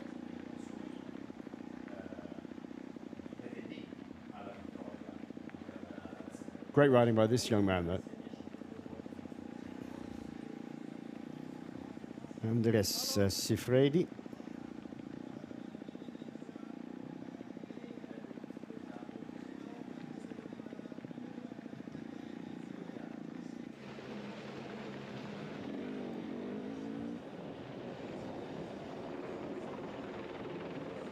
That's a lovely, lovely shot. You've got to remember, though, that Sifredi has been in super form. He's third here today at 4 minutes and 46 seconds down. Now, maybe you wouldn't have put him in the top 3 because of the type of races he's been doing well in. He's done super well so far in some completely different type of races. So Sevald was winner of the European Championships very recently. Sifredi was second, but a completely different type of course.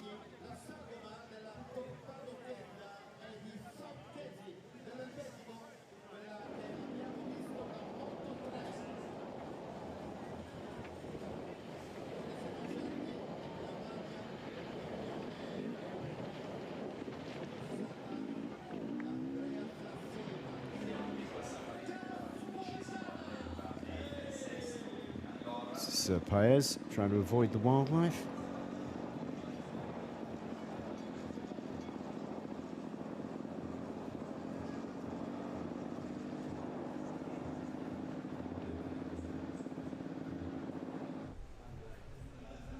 Casey South, fourth at the moment, also holding good form from the last of the World Cup races in Andorra, who's fourth there. He's going to be fourth here again, so the Swiss rider having another good race, so that'll net him another 150 points.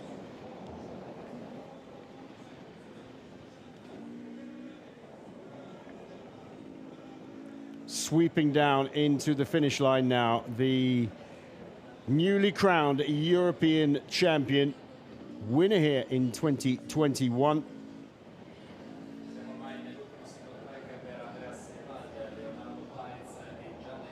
World champion in 21 and 22, Andres Sevald, on absolutely cracking form, taking the race to 8-time victor Leonardo Paez and coming out on top. Super cagey last night about his chances and his game plan, and who can blame him? Just absolutely a powerhouse. Fabulous, fabulous ride.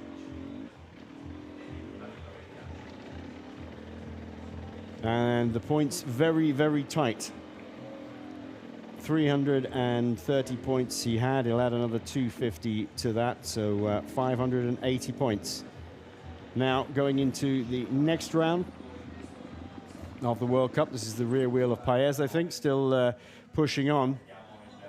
And then Andres Sifredi, second in the European Championships, securing a very great third spot. Good riding by this following guys as well, I have to say, on the bikes. Not easy. Victory for the German, double world champion and victor here in 2021. Carries his form from the European Championships. Andres Sevald, and he's pretty happy about that. Oh, yes. The rider from Singer KTM Racing in his European jersey takes the victory convincingly over 8-time winner, the Colombian Leonardo Paez. Oh, he's very, very happy with that one. That is for sure. Came into the race lying fourth in the overall rankings for the World Cup. Takes 250 points for that.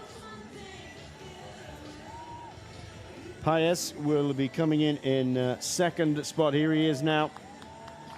He adds another 200 points to that,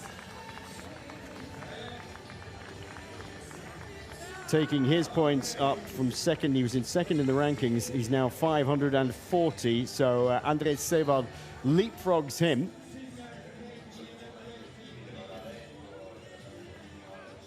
Now the big loser today, Wout Alleman, the current leader, or leader going into this race anyway. He was on 410 points. Might just keep hold of that lead.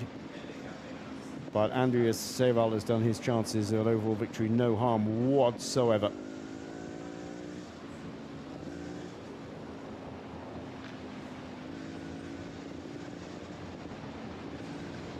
Leonardo Paes,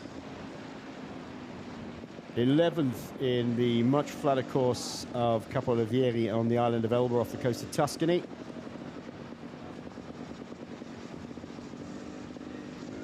First in the last round of Natureland in Andorra. The second round, he gets a second place here, but unfortunately, he doesn't get a 9th overall victory here at Hero because Andreas Seewald just too strong on the day. These two, if you think about it, are probably the most consistent head-to-head competitors in the elite men's. Coming into the finish, actually he looks tired to me. I know he's probably knocked off the pace a little bit, but it's looking like a tired rider. The gap was about 2:25. And here he comes into the finish, sporting the bands of a former world champion on that jersey, riding for Sedal. Let's see what the gap is. Second place for 8-time victor at the Hero. Former world champion Leonardo Paes, the Colombian, takes a very creditable second place. He'll be slightly disappointed with not being able to win, but he knew pretty early on that if he couldn't shake Seewald, although he was climbing very well to start with, that it was going to be a tough day in the saddle. And maybe just as he's greeted by Gerhard Vanzi, the overall organizer and owner of the Hero Series race here in Sella Val Gardena. And they've known each other a long time, those two. But maybe, you know, just 43 years of age is a little bit too much. Although, we've got to say, and we were talking about, 2:47 the gap in the end, so just a little bit spun out towards the end, and that's probably because he knocked off the gas. You have to say, you know, you can race quite happily in your 40s. It's getting harder and harder, but we talked about Ned Overend earlier. Ned Overend won the first World Championships at the age of 40. This is Andrea Sifredi.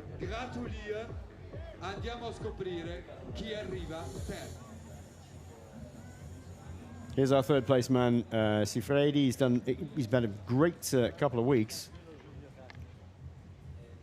But I personally wouldn't have put him in the first 5 here on this particular race. But he's clearly in really, really good form. Came out of the European Championships in good form, with a podium place there, and this is, you know, a bit of the icing on the cake, really. He's very, very good indeed. Will he be able to continue this form going into the next round of the Black Forest Ultra Bike Marathon in Kirchzarten in Germany? It's quite a gap. There's a month between them, and that could be enough to lose it.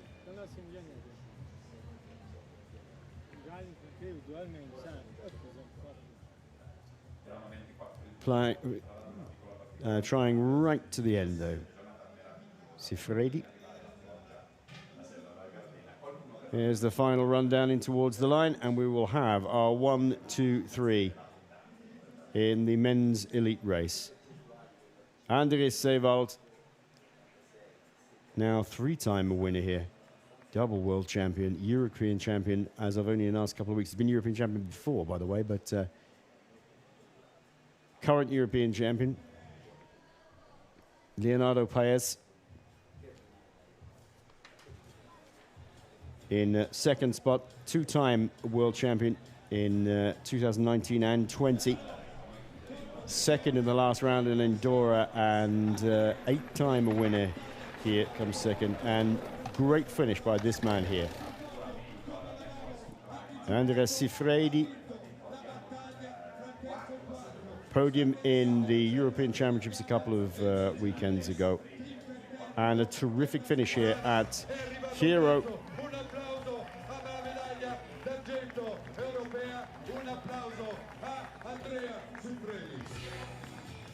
Andrea Sifredi taking the third and final spot on the men's elite podium.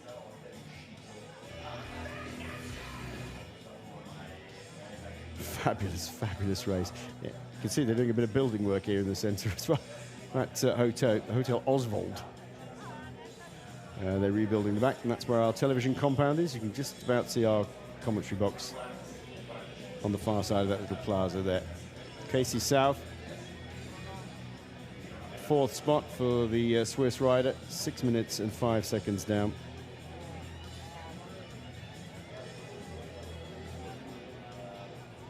This is where the party begins, by the way. When these elite riders have all finished, or when most of them are finished, then everybody starts to fill this square here.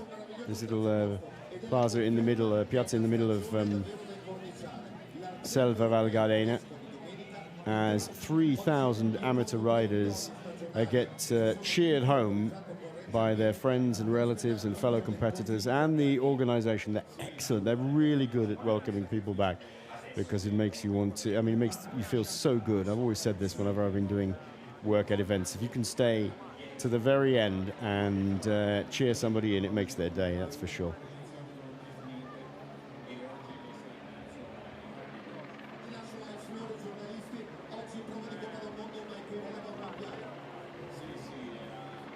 Well, a completely different type of feel to the event this year in regard of the fact that it's now part of a 5-race World Cup.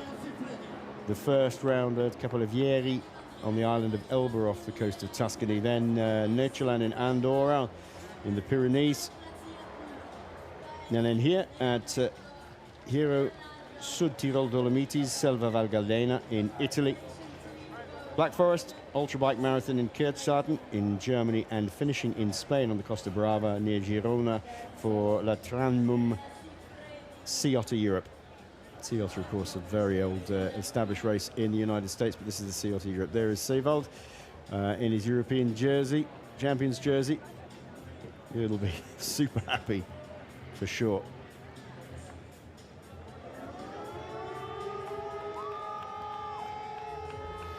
There are 1, 2, 3.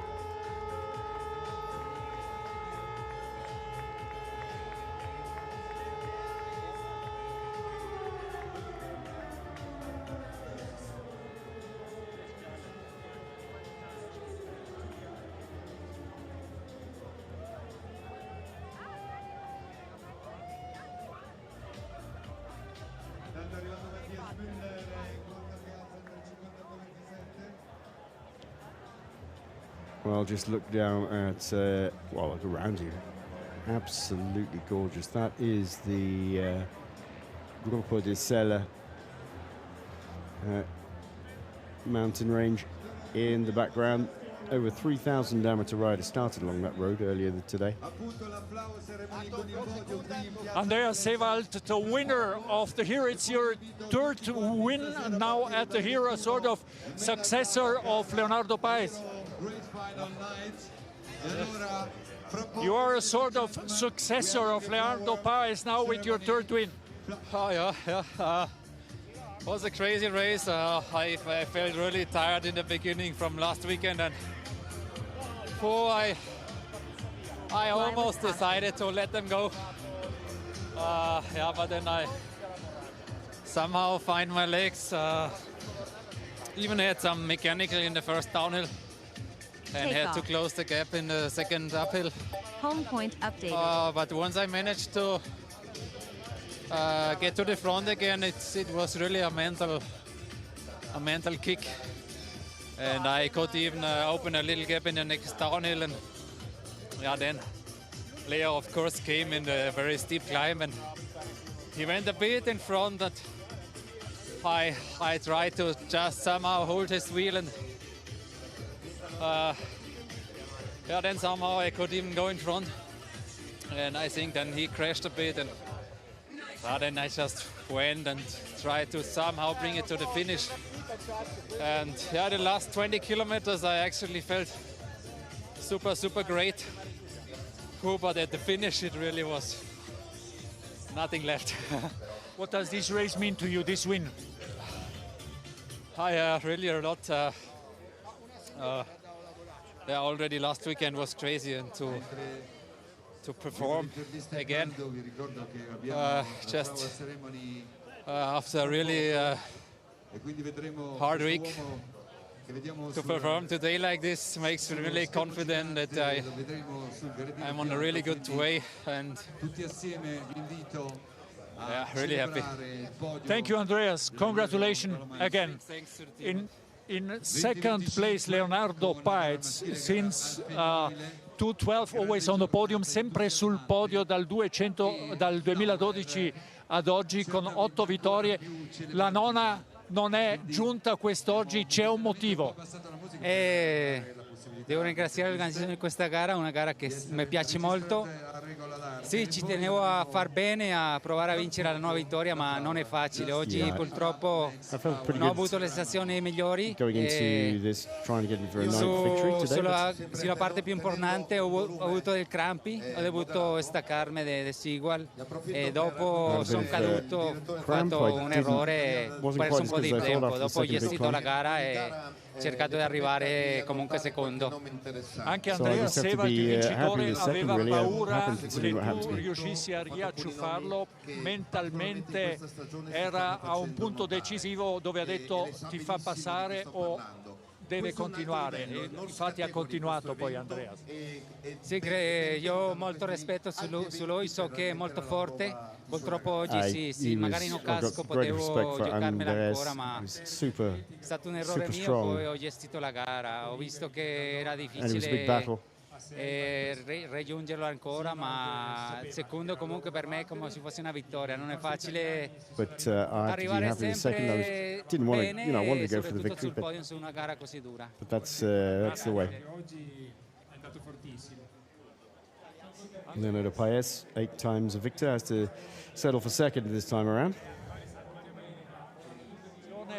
Anche oggi di nuovo sul podio. Sì, sono contento, è la prima edizione che riesco a finire, non sapevo cosa mi aspetta, l'anno scorso sono arrivato da Rabba, poi ho avuto un piccolo problema che mi ha messo fuori dai giochi, ho provato per la prima volta l'Ornella, non avevo mai fatto una salita così dura, è veramente una gara incredibile, i panorami sono mozzafiato e devo essere veramente felice di quello che ho fatto e spero di ripetermi prossimamente ai campionati italiani. È un'ottima stagione fino ad ora con 3 vittorie già. Sì, ho vinto a Riva del Garda, la Garda Marathon e la Tre Valli, ma ritengo più importanti il podio dello scorso weekend dell'Europeo e questo podio qua, perché diciamo che qua c'è il top della mountainbike marathon internazionale. Cosa ha fatto la differenza rispetto agli altri anni? La preparazione o la preparazione mentale? No, probabilmente un po' la preparazione mentale e un po' il periodo. Sono riuscito a entrare in forma prima, a riuscire a curare tutto al 100%, ho fatto l'altura prima di fare la Hero e ho avuto molti benefici. I did really well. I got really well into the European Championships for my form, and you can see it's done well for me here. He's only a whippersnapper, isn't he? 25 years of age. Sifredi, he's had an excellent race. As I said, I wouldn't have put him in the top 5, but what can you say?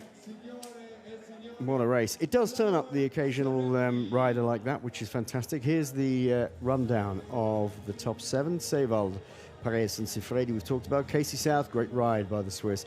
Martin Stosek, former teammate of Paez, in 5th. Wout Allemann, 6th spot. And Sebastian Gesch-Antona, the Chilean national champion, in 7th spot. That's a good ride for him as well. 6th for Allemann. Notable absentee, Joeli De Cosmo, not in the top 7. Neither Fabian Ravensteiner or... he didn't start today, actually, but Nicolas Samparisi. Fabian Ravensteiner will lose out on points, obviously.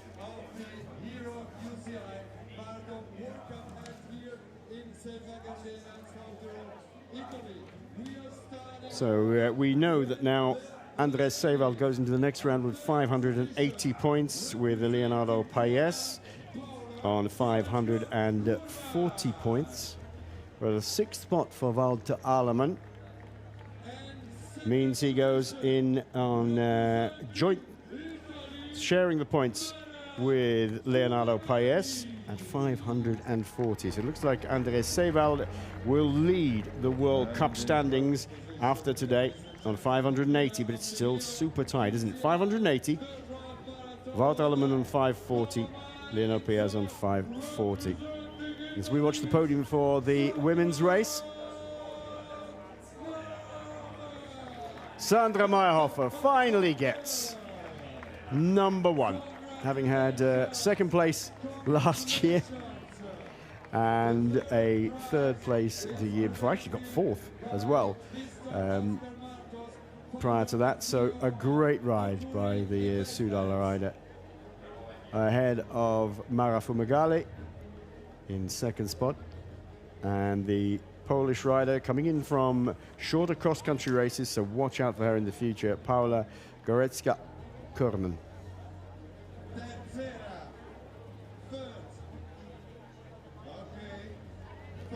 Yeah, there's a big difference between short course cross-country races and marathon racing.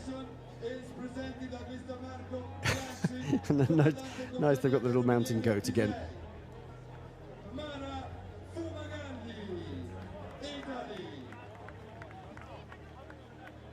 And a great ride by Mara Fumagalli.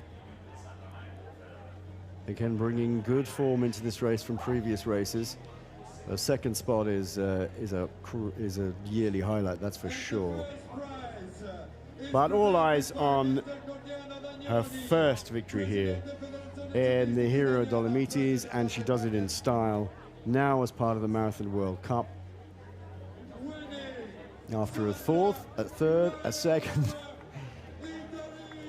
The Italian rider, an all-round good person, Sandra Meyerhofer.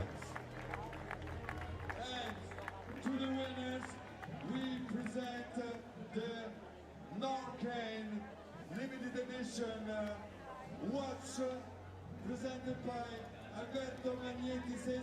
Well, nice to get a bouquet of flowers and a nice cuddly mountain goat, but they also get Swiss watches as well from Norcane, which is nice. Sandra Meyerhofer, congratulations! Big grande applauso! Oh, she's very happy. She's always happy actually. She was not in any way cagey like Andres Seval yesterday in the press conference. She was very open. And actually, she got away with not having to answer too many questions, which might have been good for her, because all the attention was on people like Van Dorn, who were leading the rankings at 500 points.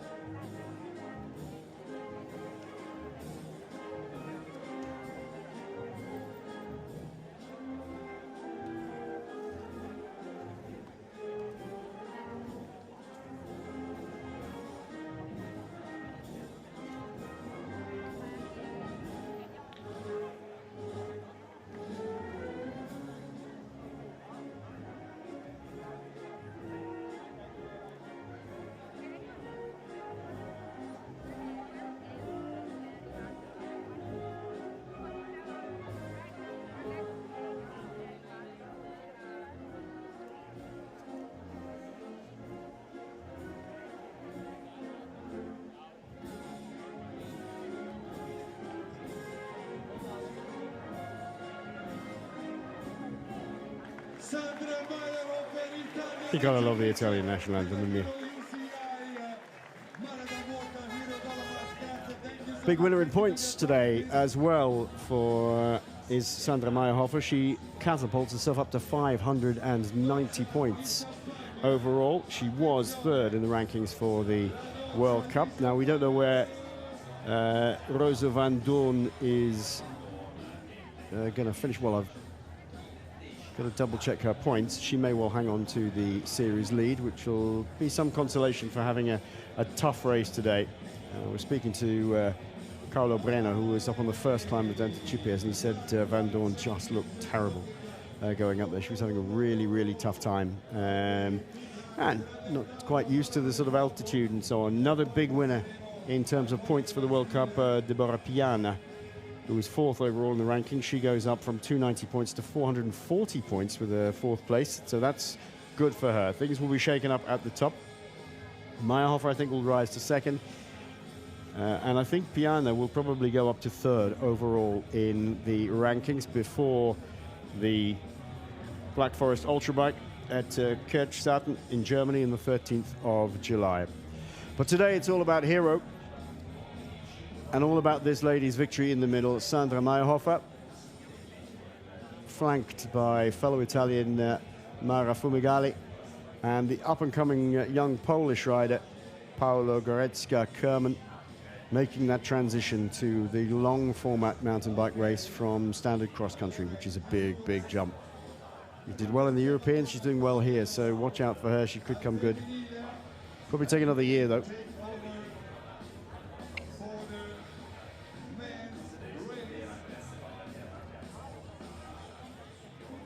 More of the men's elite riders finishing.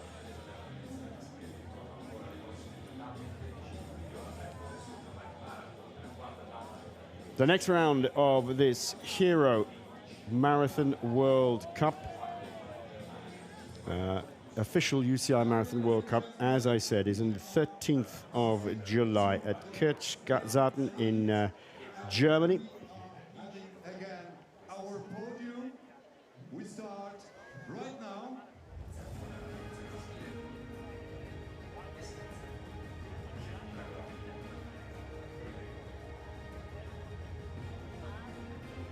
It's then the men's elite podium now coming. Trying to find where all the riders are. I know that feeling. And where are they exactly? It's time to do the presentation and somebody's gone off to have a drink or a shower or something. That's it, do the introductions again.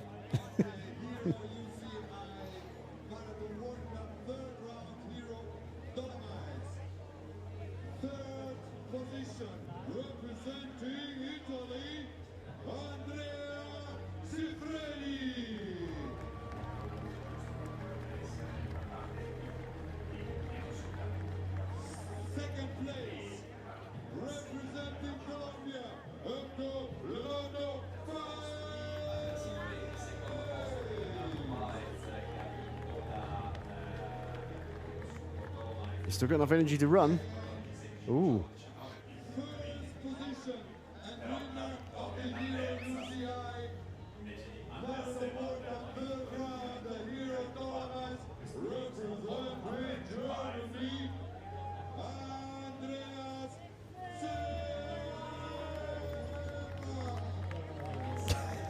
It's like a darts commentary back in the UK.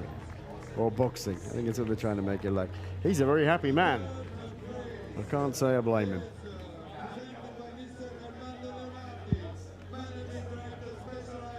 Well, no 9th victory for Leonardo Paes. Not this year, anyway. So, will we see him back next year? Who knows? At what point is he going to call it a day? He doesn't show any signs of slowing up, does he? But just on this occasion, he has to settle for a 2nd place rather than a 1st. But a 3rd victory here at Hero for Andres Seewald. It does tend to favour, you know, specialists, people who work their way up. We were talking about Sandra Meyerhofer, who's had 4th, 3rd, 2nd, and now 1st. I wonder if she'll be able to get another 1st.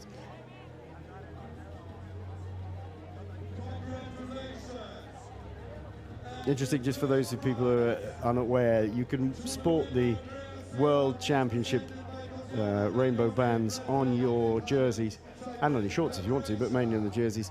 If you've already won it, you can put it on the end of your end caps of your jerseys to show that you were a former, you have won the World Championship in the past. The difference here is this man, Andres Seewald, can't do that.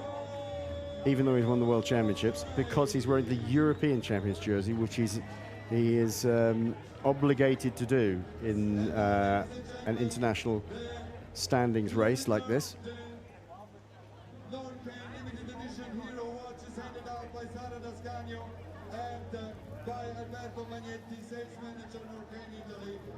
Well, he doesn't look too disappointed with second, does he?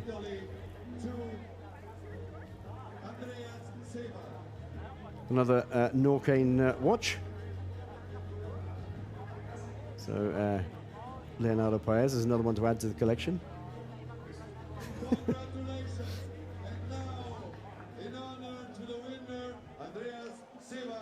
Well, congratulations to all three men. Great ride by Sifredi as well.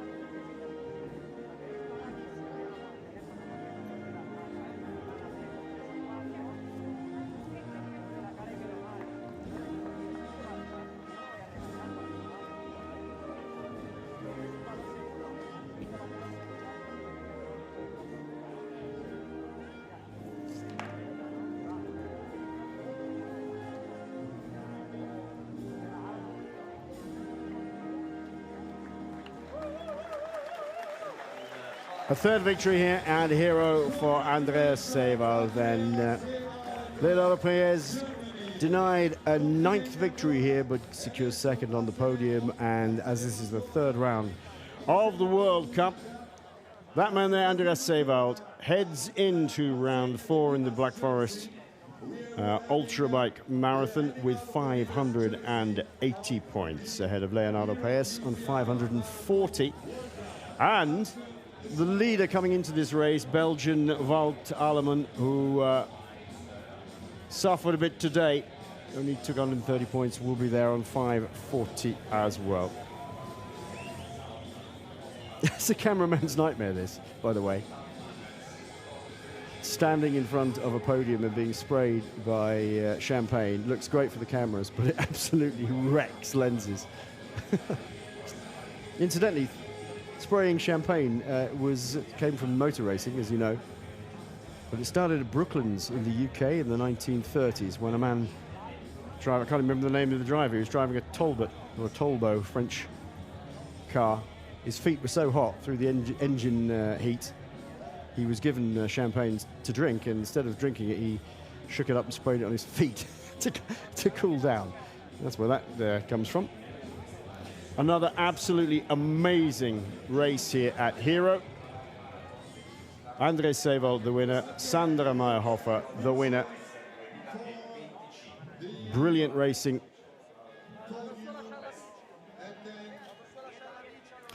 Well, from me, David Reeve, I hope you've enjoyed this 15th edition of Hero Südtirol Dolomites. It has been absolutely spectacular. Some great racing, some great riding for the amateurs who have been here. Finally, victory for Sandra Meyerhofer and a third victory for Andreas Seewald. We'll see you again next year and follow the rest of the World Cup on the Hero Marathon World Cup website. For me, David Reeve, have a good one. Speak to you again soon. Bye for now.